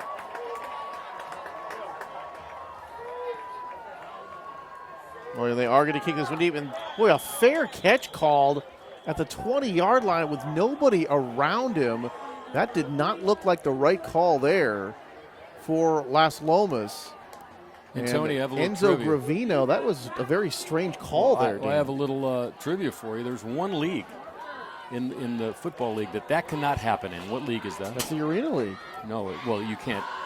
Canada. You can actually fair catch a ball. In the Canadian Football League, you cannot fair catch a kick. Very good, Tony. Oh, that was a total guess. And if you don't bring the ball to the end zone in Canada, you get a point. The other team gets a point. But that was a fair catch, Dan, with a whole lot of room to run. That's why that was so strange. All right, handoff up the middle, and this time the Northgate Broncos defense very stout at the point of attack. And that was Jack Kane, but not much of a gain. And David Ciali making the tackle there, and Ciali's slow to get up, Dan. And he's had a great game for them. There's a guy that probably doesn't get the kudos that the other guys on that team get, but you can see tonight the running backs are definitely the stars of these two teams. The quarterback position, I got to give it right now to Fulp, the freshman. He's had a great game. Played well. He has not made any mistakes really in this game. And, this is a tough environment out here. You're playing in front of over 5,000 people. I got to estimate there's 5,000 people. Oh, at least. I mean, Dan, when you look around here, the stands are full. Can Ron get a picture of Tightwad Hill, if Ron's listening? Over there on the left side of the field, like where the refs are running right now. The left side of the field. There you go. See right up there at Tightwad Hill. See the cars? Yeah. You can close in on that. Now stop right there. If you close in on the cars up there, you can see the people outside the fence. See them out here? You got some people up there on Tightwad. There they are. See them out there? Tightwad Hill at Northgate. With nothing like Cal, where if you don't have a rope, you could fall down that thing. That thing is up there. Kind of like the old days in old baseball facilities, looking through the knothole in the fence. The knothole game, like you can in San Francisco. I'll tell you, Tony, this is a great atmosphere. We do the basketball game every year over here in these two teams, and that's crazy as well. All right, the final 12 minutes up on the board now. Second down and 10 from the 22 here for Las Lomas. A 2-point ball game. It was once a 27-13 lead, a 28-13 lead for Las Lomas, but that has been whittled down to a precious deuce here for the Knights. Kunsuptrikun, he's tripped up and then taken down. Getting him into the backfield and making the initial hit for the Broncos was Jackson Smith, the junior, who was able to trip him up and at least slow him down a little bit. And then he got a little help from his friends. Schaffer was there as well, so it's going to bring up a big 3rd and 7. So 3rd and fairly long. Siali, who was hobbled on that previous play before the end of the quarter, is back into the football game now, number 40. And boy, what a play he made on that last catch and run for the touchdown that brought the Broncos to within 2. David looks like one of those players, if you chopped his arm off, he'd be out there with a bloody stump playing. He's a pretty big, thick-looking kid, too. I wouldn't want to tackle him. And now we have a whistle here. Timeout, Las Lomas. And the Knights going to talk this one over a little bit. I think they might have been running out of time. Could have been the situation there. But in any event, the Knights will take timeout and talk it over. And this fourth quarter just getting underway. The crescent moon out there in the sky. And remember the last time we did a game a couple weeks ago, we had the full moon. We did. Now here's something. We don't have Ace Jackson here tonight. He's down in his condo in Monterey sipping pina coladas right now. But has there been a punt in this game? Yes. Who punted? I was almost sure I saw a punt. If there has maybe been one. It's amazing. There's been no punts. God, and you know it what? reminds me, Tony. Maybe not. The greatest game I ever saw. I mean, I went to the Super Bowl, saw the Niners win, but if you want to talk about just an incredible football game, and the Niners lost this game. It was to Buffalo the first year Steve Young started. 38-35 to Buffalo. This is when Buffalo had Kelly and Reed and Thurman Thomas, and the Niners had Montana and, well, now Young and Rice and Craig and all those guys. No punts in the game. Wow. No punts. 38-35. I don't think I've ever seen a football game with no punts. One of the greatest games. You've over 1,000 yards of total offense. It was just incredible. And I don't know if anyone's punted this game. I've watched football for so long, so many Super Bowls, big Super Bowl fan. But, Dan, I think that 2006 Rose Bowl is probably the greatest game I ever saw. Well, we'll see if Cal can play with Texas tomorrow. That's an interesting game as well. 3rd down and 7. Max back, under pressure, throws right into traffic. Kane is going to get hit. He loses yardage. There's Siali there, pointing to the fans on the Northgate side. And it is going to be 4th down and long. And we are, Dan, going to see our first punt of the game. We're going to see a punt. And there might have been one. Maybe someone lined up into formation. But the way this game's been going, we could have had offsides. We could have had a legal procedure. We could have went for it. We could have had an onside kick. What other rules can we make up tonight? But that time, Siali and Morford made a great defensive play. I think they did punt before, and Northgate fumbled. Did Northgate fumble one of those? I don't think so. I think you're thinking of the 49ers the other night because they have similar colors. So we do get our punt, and yes, because it was a Wait, low they snap did. You're before. right. And that one's nearly blocked, and somehow they get that one off, bounces at the 45 and gets to midfield, and on the Northgate side. Northgate didn't fumble. It was the one that hit the kid. It hit the kid in the back. And then Las Lomas got it back. So you're right. That's why I didn't think of a punt, because we haven't had a return. But when you saw the short snap on the punt, you remember. That's exactly right. It triggered. So that's right on the head list of things to do, special teams, punt, snap. Right now I'm writing it down for Coach Downing. Because how about Nathan Howell with that short snap, able to keep his cool and still get that punt Wouldn't off? Wouldn't that have been Las Lomas. Mr. and Mrs. Howell's son's name? Wouldn't you think they would have named him Nathan? Yes, probably. Nathan Howell III. Boy, right up the middle, and that is Mason Mitchell again, finding good room up the middle. And the center guard combination for Northgate has just done an absolutely wonderful job. Nate Green is the center. Calvin Smith and Will Bittner, the two guards. And Dan, when that center guard combination and you see plays like that, you know those three guys are dominating the front of that defensive line. Absolutely. This game reminds me a lot of the game here 2 years ago that we called, Tony, where Northgate fell behind, came back, and started just taking over the game late, and they're doing the same thing here. Flores, he's going to get it. On the end around, Flores picks up speed. Flores is coached down, Northgate, and they have taken their first lead of the evening. Well, we said it was all Mitchell, and right now you can add Flores to that list, Tony, because he's made two incredible runs, but the speed that he has when he gets outside, he just ran away from the Las Lomas defense on that one. That was another one of those but it had a little trick in there as it was a fake and then an inside pitch or handoff.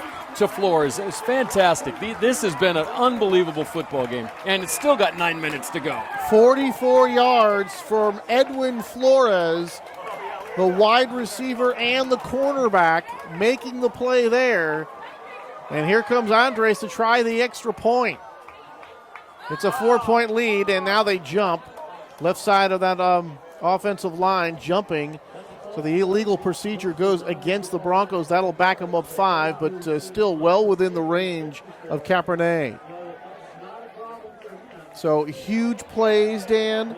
Some trick plays, some great runs from the running back, power running, some plays from the deep. We really had it all here tonight. Onside kicks, fumbles, interceptions. Muff punts. Unbelievable. Penalties. You talk about great the ref football getting mad games. at the scorekeeper. You talk about great football games, Dan, and I had a chance to see that Pittsburgh-Monte Vista game last week, and that was such a great game, going right down to the end. This one, every bit as entertaining. So now they're going to change it up there, and they're going to go for 2. Way out here. Take the handoff. Here's a throw into the end zone. Caught. And it's going to be good for the 2-point conversion. How about that?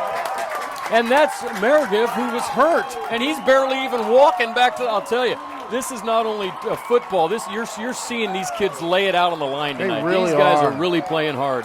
Marigiv, and they get the 2-point conversion, and that was shocking because well within Capernet's range to make that. You come further back, and you think that's the time you would not go for a 2-point conversion, Dan. They go for it, and they get it. Well, they got to figure this. When they're on that point, Tony, right now with 4 to 6.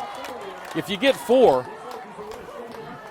if you're up 4, they still have to score a touchdown. If you're up 6, they still have to score a touchdown. So, it's not a 3-point thing. And, of course, now with this lead, Las Lomas, if they go down and score, it would have come up to, they went for 2 to get a 3-point lead without that 2-point conversion. Now they're just going to have to score and get a 1-point conversion to take the lead. So the way this is going, though, Tony, we might not even have seen the best yet.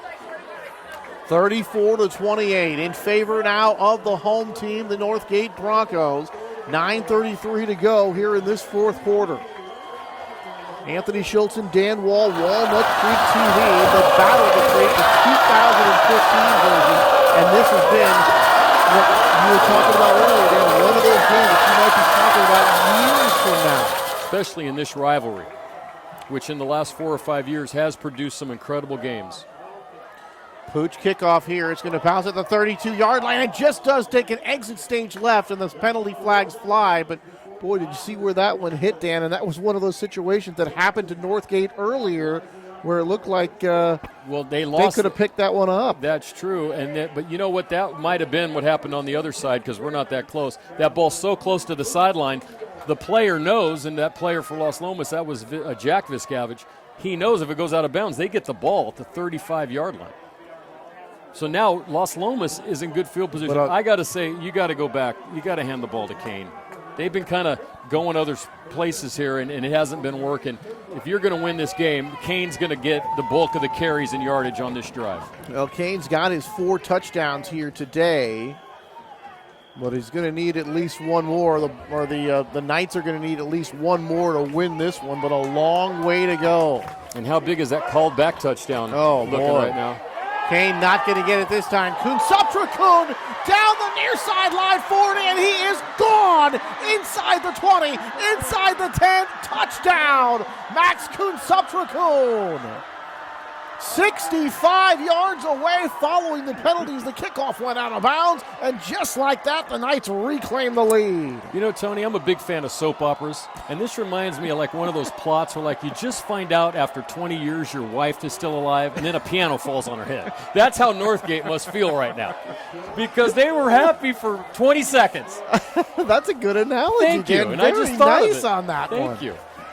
I'm a big fan of the General Hospital, Tony. Kuhn on that play. Boy, Dan, he came to the near side, and it was just wide open for him, and you could see the head of steam that he got, and that nobody was going to catch him. Just shot out of a cannon that time for the touchdown. Well, I think everyone in the stadium and on the defensive side thought that Kane had the ball But Conceptricune made an incredible fake into the line, held onto it, and then once he got outside, he was gone. Unbelievable. This just to be fair, this needs to hit a goalpost so we can go 34-34. Still 9:22 to go, Tony. We got all day. All right, lined up for the point after to reclaim the lead. Snap, hold, kick is good. So Fisher bangs it through. And with 9:22 to go, it's 35-34 in favor of Las Lomas. So finally the Broncos in this wild game get the lead, Dan, and they enjoy it for all about 8 seconds? It's about that much. Now, I think what the coaching staff for Las Lomas, Coach Downing, was thinking the same thing I was. We're going to give the ball back to Kane. And you saw their defense swarmed Kane on that play. I thought he had the ball. I thought it was all locked up. But Max made a great play, pulling it back out, taking it down the sideline. And I'll tell you, Tony, the way this is going, so we could have 2 or 3 more touchdowns before this thing's over. So I'm running out of words to describe this one. That's Dan. hard to believe. I know I could never run out. I know people would be shocked if I ran out of words to describe anything.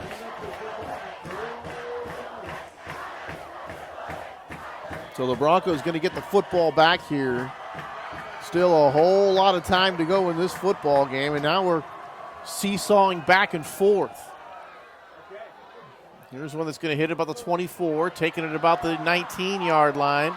Alves breaks a tackle and then gets out to about the 25-yard line. 7 yards on the return for Dylan Alves, and the Broncos will set up shop there. First down and 10. Yep, Tony, this is one of those games we're going to talk about in 5 years. Remember that 2015 Northgate Las Lomas game? I do. Oh, my God, goodness. Dan, that was a great game. Unbelievable. Wow. But like you said, it's not a perfect game either.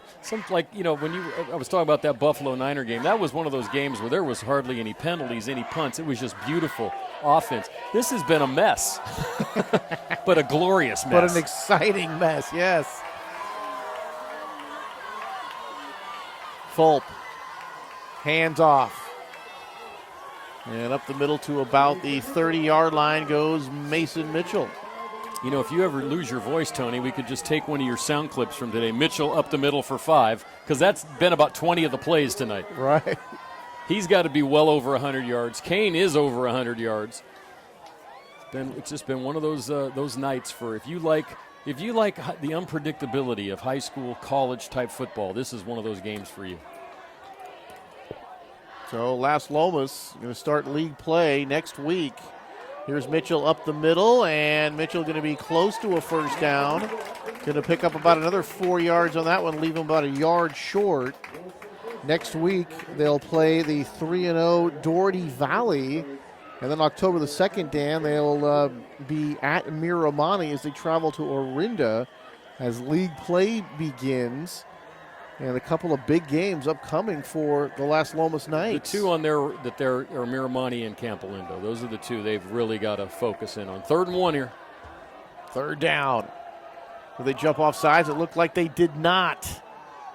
It's going to be a first down anyway and a nice gain. Mitchell spinning out of tacklers, gets across midfield and finally dragged down from behind. Making the tackle for Las Lomas is Brett Snyder, number 21. Well, that might have been a much bigger game for Mason Mitchell. And Mitchell, I want to say, it looked like it's slightly hobbled or maybe just tired again. But he got out there, Tony. That was a 20-yard gain. Another one for Mitchell. Unbelievable. Sometimes when you fall like that, straight ahead on the ball, that can take a little bit of air, especially after the fact this kid's been running since 7 o'clock. And it's 9:30 right now. First down from the Knights. 45. Dylan Alves makes the catch, and Alves is going to be dragged down at the 30-yard line. So a 15-yard catch and run there by Dylan Alves. So he makes a big play. Another first down here for the Broncos as they keep this one going.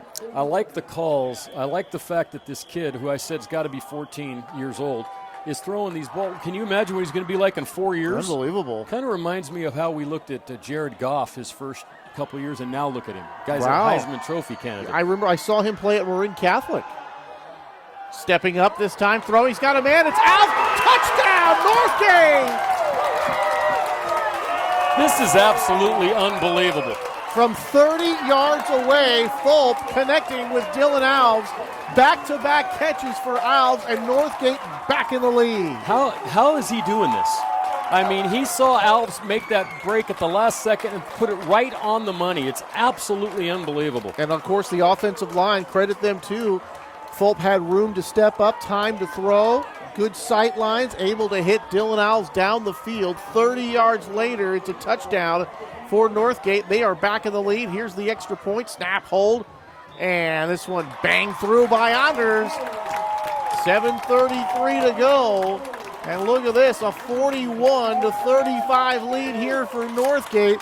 And Dan, I'm running out of paper to write down scoring on. Unbelievable. Yeah, that scoring summary is going to read like the Encyclopedia Britannica by the time we're done with this one. Unbelievable. Alves' second touchdown of the night from Fulp.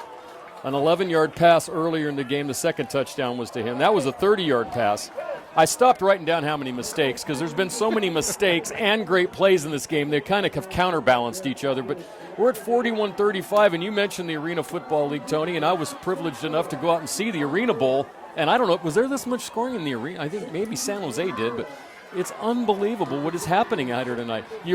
I would say, if you just told somebody, hey, Mitchell had a great game and Kane, but to say Fulp has had the kind of game he's had in this game, I think it's a little bit shocking to the people who followed him. Now, we haven't seen him play, so maybe it's not that big of a shock to the Northgate following and their coaching staff, but you're never going to think that a freshman in high school can pull this off.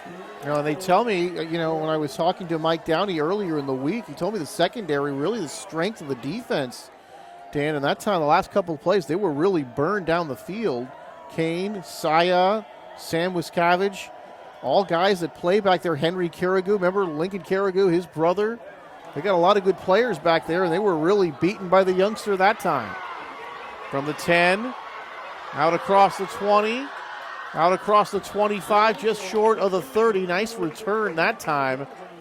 And that is going to be Russell making that return. Joe Russell, number 8, the senior. So pretty good field position to start here for Las Lomas. And a whole bunch of time. I mean, Dan, we could literally see 3 or 4 more touchdowns before this game is over. The way it's going, we've had 3 in 4 minutes and 35 seconds. So, Tony, my limited math skills will tell me that we could see 4 or 5. Well, let me count. We could see a lot. Yes. And now they show a trips to the near side spread formation here to start this drive.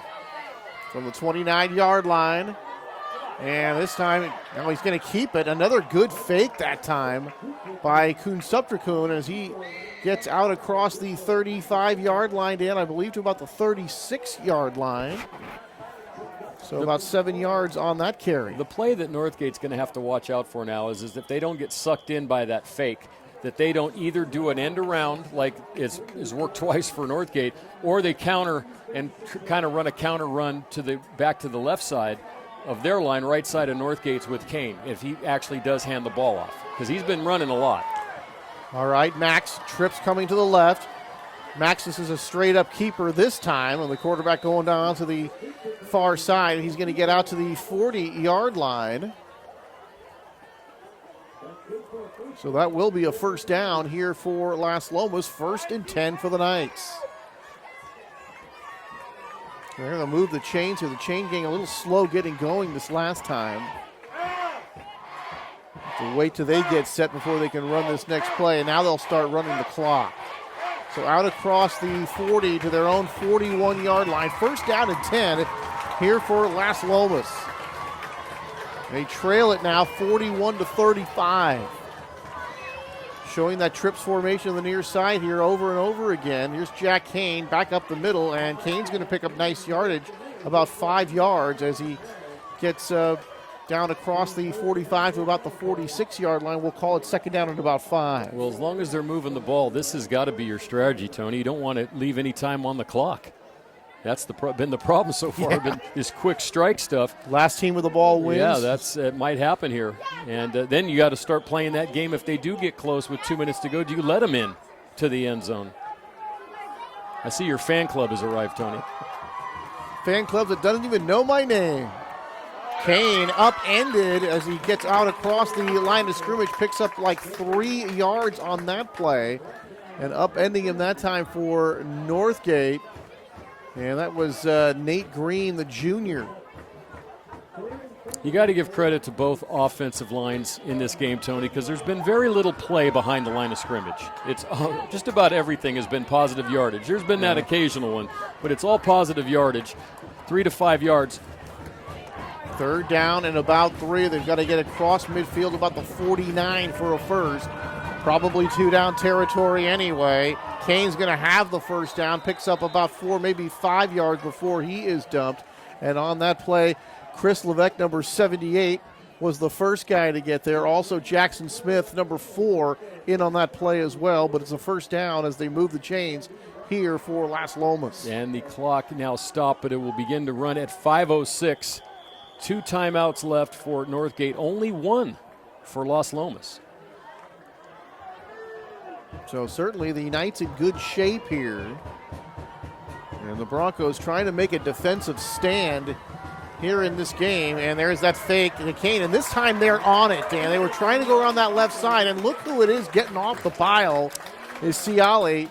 And David makes a nice play there. And that time, Dan, they weren't fooled by that fake to Kane going up the middle. And, you know, sometimes the quarterback gets the attention, the running back, the guys with the stats. But Ciali's had one of the best games for Northgate tonight. He's been excellent on defense. He's been all over the field. And, of course, on that one run on the screen pass, he made a great move to get into the end zone. So I'd have to put him up there with Fulp and Mitchell as one of the top performers tonight. 2nd down. After no gain on that play, so 2nd down and 10, and now we're going to have a penalty. It looks like they're pointing to the Northgate side. Now they're going to say timeout. Ooh, this could hurt. Northgate, and now they have none left. No, they have 2. Now they have 1. Now they have one each team left here with 4:15 to go. So that could hurt. You know, like we were talking, Tony, offensively, the difference between, like, you know, people ask in the NFL, and this is one thing I really hate about the NFL, is that they don't let the clock stop when you're moving the chains. To me, that's stupid. It should stop in every level of football. Then you start it. Why should the clock run when you're moving chains? I don't get it. But anyway. Because you can't actually obviously run a play at that point. You can't run a play during it. It's not like you're worried about it. I just think that's a stupid rule. But you know what? The NFL has a lot of stupid rules. And they do rules. have the 2-minute warning, though. That is true. That's something you don't have here. But here, running those plays to the sideline where you can get out of bounds, maybe not as easy to do as it is when you have a quarterback with an arm like Kaepernick has or Drew Brees has. But Fulp, I'll tell you, for a freshman quarterback, you cannot ask any more of a kid to manage a game than he's done tonight.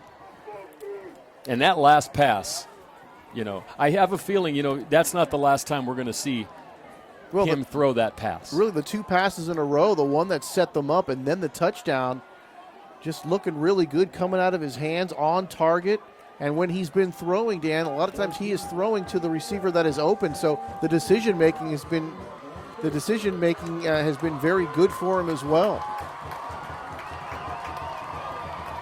On 2nd down, and this time caught in the backfield, stays on his feet, and he's still going to get caught anyway and lose yardage. Back to the other side of the field near the 49-yard line, their own 49 this time. And a good-looking defensive play that time for Northgate. Well, Nate Green was the guy who threw him back. You can see he's upset with himself. By the way, on our roster, his name is Green Nate. I made sure I saw Saluni was there, and then who wrapped him up at the end? Ciali. So that was a huge play. 3rd and 14 now with now inside of 4 minutes, 3:41 to go. Their own what do you call here, Tony? Line. This is where the coaches make their money. Well, they could certainly run it because they're going to get 2 plays anyway.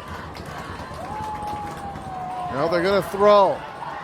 Kunsuptrikun back, throws deep down the field. Nobody home. But now he's hit and down, and there's a flag on the play as well. And I didn't see that. Well, all I know is I saw number 4 for Northgate, Jackson Smith, standing up, and I saw Kunsuptrikun laying down. And a flag on the play, and I have a feeling this is going to be a roughing penalty, and this is another mistake that's going to give, personal foul, roughing the passer. Hit to the head. Contact to the head. Yep. Boy, that's too bad for Northgate because that was going to be 4th down. Is this an automatic first down because they might get a first down with this I think yardage. It's a personal foul. It should be the automatic first down.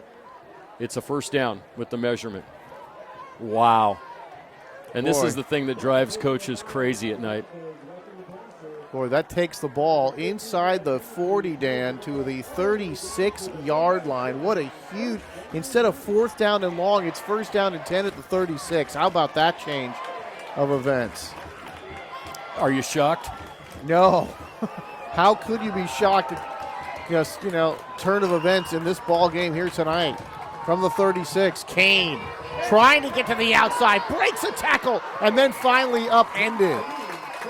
So getting into the backfield, I think that was, number 55. Again. Yeah, it was Nate Green again. Green again, making a huge play, at least to break it up. He didn't make the tackle, but got some help from his friends. I'm sure, though, Nate's going to get reminded by his linebacker coach on Tuesday or Monday when they get back to practice that you need to put him on the ground. You got to wrap up.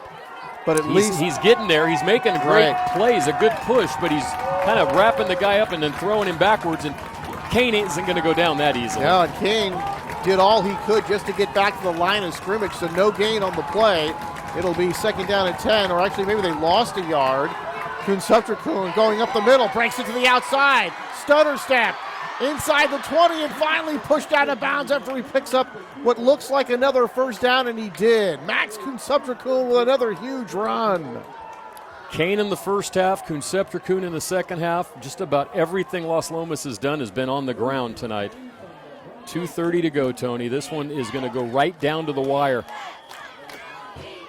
Gain of 14 on that play. Boy, 4th down and 17, and remember, a big part of this set up by a roughing the passer call against Northgate. 1st down and 10.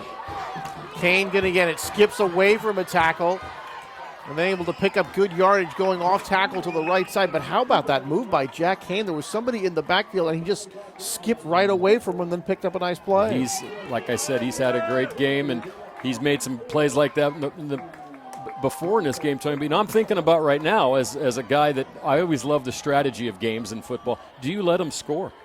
Because if they run the clock out, you have no chance, and you don't have the kind of offense that can go down in 2 plays unless you really break off, the great play of all times. God, I got to think that you have to think that you can stop them.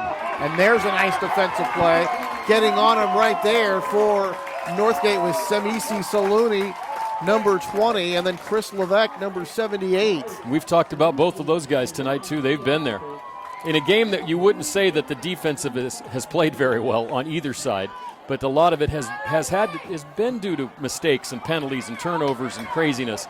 But some guys out there, name you've just called many, many times, that's 2 of them. 3rd down and 5, 122 and counting. Obviously 2-down territory here for Northgate, going from the 13-yard line. Kuhn fakes, goes to the left side. He's got some room, tries to cut back inside, and the defense is there. Smith was there, number 4. Jackson Smith, among others, making the play. That will bring up 4th down, but a clear choice of what to do here for Mike Downing and Las Lomas, and looks like they want to call timeout. They did call timeout, Tony. It's their final timeout. So even if they can get a 1st down without scoring a touchdown, then they're going to have to really go. If they get inside, it looks like they have to get to about the 7-yard line. And there is a team right there. All those guys have played great football tonight on both sides of the ball. This has been a classic football game. On the 40th anniversary of Northgate's first varsity game, which is an amazing thing when you think about it. This school, 40 years is a long time, but when you consider all the other schools around here. But have been around for 100 years. It's not very old, yeah. I was lucky enough. I never played football here, but I was lucky enough to play baseball against Northgate and basketball against Northgate. And they were always a tough team to play. Always, especially basketball and baseball when we were growing up. They were really a good team. Football took them a while, but as you can see tonight, it doesn't really matter anymore, Tony. 40 years in, and it's just what is happening right now. Look at this. 4th down and 3, 54 seconds to go, up by 6. Can't ask for more than this. Big 4th down. They'll go from the 10-yard line. They need to get it just inside the 8-yard line for a 1st down. The game riding on this one play. Kuhn with his old buddy Kane behind him. Max calling the signals, nearly fumbles, gives the ball to Kane. He's going to push the pile. Did he get it? Northgate says he didn't. And the officials say no. First down, Northgate going the other way, but we'll check it. Haven't seen an official signal yet. The Broncos very happy, and we've got an injured Bronco on the field. So a hush comes over the crowd, and that's Ciali, number 40. But it is going to be first down going the other way. And just like that, Dan, Las Lomas does not have any timeouts. So the Northgate Broncos can sit on this one and wrap up a victory. They can. But let's remember what happened in Kansas City last night. although they did need to actually move the ball to perhaps get a score, this game, if you don't do anything really stupid, you take a knee twice, this game's over. Well, you know what this kind of brings up is the miracle at the Meadowlands situation. This is why you don't hand the ball off in a situation like that. No, you just take a knee. Well, in this situation, too, all you do is have to take a knee. And I'm sure you remember who they were trying to hand the ball off to. Well, I remember it was Pisarcik. Joe Pisarcik, right? And then Herman Edwards made the play. I forget who was running back. Larry Zonka. Oh, that's right, because he had went to New York, one of the great Dolphins. So we've got an injury on the field, but for all intents and purposes, Dan, this game is over. So does it have to be over? Let's play one more quarter. I don't want this. Because can we play the fifth quarter? You and I love high school football. We love sports so much. But let's be honest, Dan. Over the years, we've probably done more bad blowout football games than we've done good. Tony, we've done some games that have never been looked at ever again. I mean, they're over by the first half. There's a couple of games I don't even think the coaches watched in film sessions. What was the point? You want to watch something to bore you to death? I mean, but this game, Dan, has really had everything. Even the mistakes have been exciting tonight. It's been kind of just loony. I mean, you can't explain it. And to have this in a rivalry game, at Northgate, a team that's only had this stadium for 5 years, on the 40th anniversary, to beat their crosstown rival and a team that legitimately has a much bigger football legacy than they do, in this fashion, and come from behind the way they did, you just can't write scripts like this, Tony. It reminds me of the Mets last week. You remember the Mets won 7 or 8 games in a row? And I always, as an announcer, I always like to listen to other announcers. And so do I. I think David Murphy was the guy, or Daniel Murphy, one of the Murphys. He's on the Mets. Hit a 3-run pinch hit homer in the bottom of the 9th, and his call was, "You can't make this stuff up." How is this happening? And it's like this. I mean, especially in football, because in football, so many weird things can happen, like balls hitting off the back of the punt returner, or fumbles hitting off of a foot, or guys running through each other, or faking handoffs that you don't see, and 18 other guys run one way and you run that way. So Ciali gets a nice hand as he has to be helped off the field, and boy, walking very gingerly, Dan, even with that help. But boy, has he played a great game and been a huge part of this win. His body just might have, after that last play, said, I can't do anything else. Because he really has had an incredible, he's getting the David chant from the crowd up here. At some point when that last guy went down, they knew they had stopped Las Lomas. His body just said, that's it for this week. You need to go down. I hope he's not hurt any worse than that, but he just might have just said his body can't take anymore. Yeah, we love this game, but look at him. He's even saying, I don't need to be helped by anyone. I'm walking off under my own power. What a warrior. Oh, there he goes. And right as he got near the sideline, he got rid of the human crutches, and he is walking off under his own power. What a tough guy, and what a great game he's played tonight. And now, victory formation for the Northgate Broncos. And here's an interesting stat, too, Tony. I was telling you back in the day when I played against YV South, they didn't even have a mascot. They were just called YV South. They had yet to name. They had no nickname? They had no nickname. They were the other Ignacio Valley. And that would be funny because I just called him a warrior, and that's obviously Ignacio Valley's school mascot. So yeah, Matt Bolender, our colleague, an alumnus. He barely sneaked through in 1983 of Ignacio Valley. So how about Jack? How about Fulp? He's played a great game today. That'll do it. And they are just going to wind down the time, and you got to love victory formation. Jack Fulp, Mason Mitchell, Dylan Alves, David Ciali. These are guys we didn't even know their names earlier in the week. That's and right. on the other side of the ball, you have to give credit to Coach Downing. They played a great game. It's almost like this game was just kind of willed at the end to Northgate. They had the momentum, and especially after that onside kick, that kind of put the momentum on Northgate's side. For Las Lomas, what can you say about their quarterback? Max can, oh God, how many times do I have to say his name tonight without pronouncing it right? Kunseptrakun. And Jack Kane played a great game. You know, Vince Sale, Joe Russell, a lot of guys on that side of the ball as well. And, you know, so many twists and turns in this game. You called it a soap opera, Dan. That was another good that was 2 good analogies for you. Oh, did I get 2 tonight? Let me write those down. But the interception by Tristan Lee, Dan, I think it was 27-13. It looked like 28-13. 28-13. It looked like Las Lomas was going to go in for another one. Kuhn threw that pass after he had tipped the ball on the high snap up in the air. Lee ends up making the interception. And if I had to pick one moment that changed that game around, I would say it was that one. That was the moment that changed the game. The onside kick was the moment that gave them all the momentum back. You know what I'm saying? After they went down and scored, then they get the ball back again, take the lead. A fantastic game, Tony. I'm glad we did it, and I look forward to seeing you the next time we're out in Antioch together. Another fantastic game. Thank you very much. For all of us here at Walnut Creek TV, for Dan Wall, I'm Anthony Schultz saying so long from Northgate High School. Good night.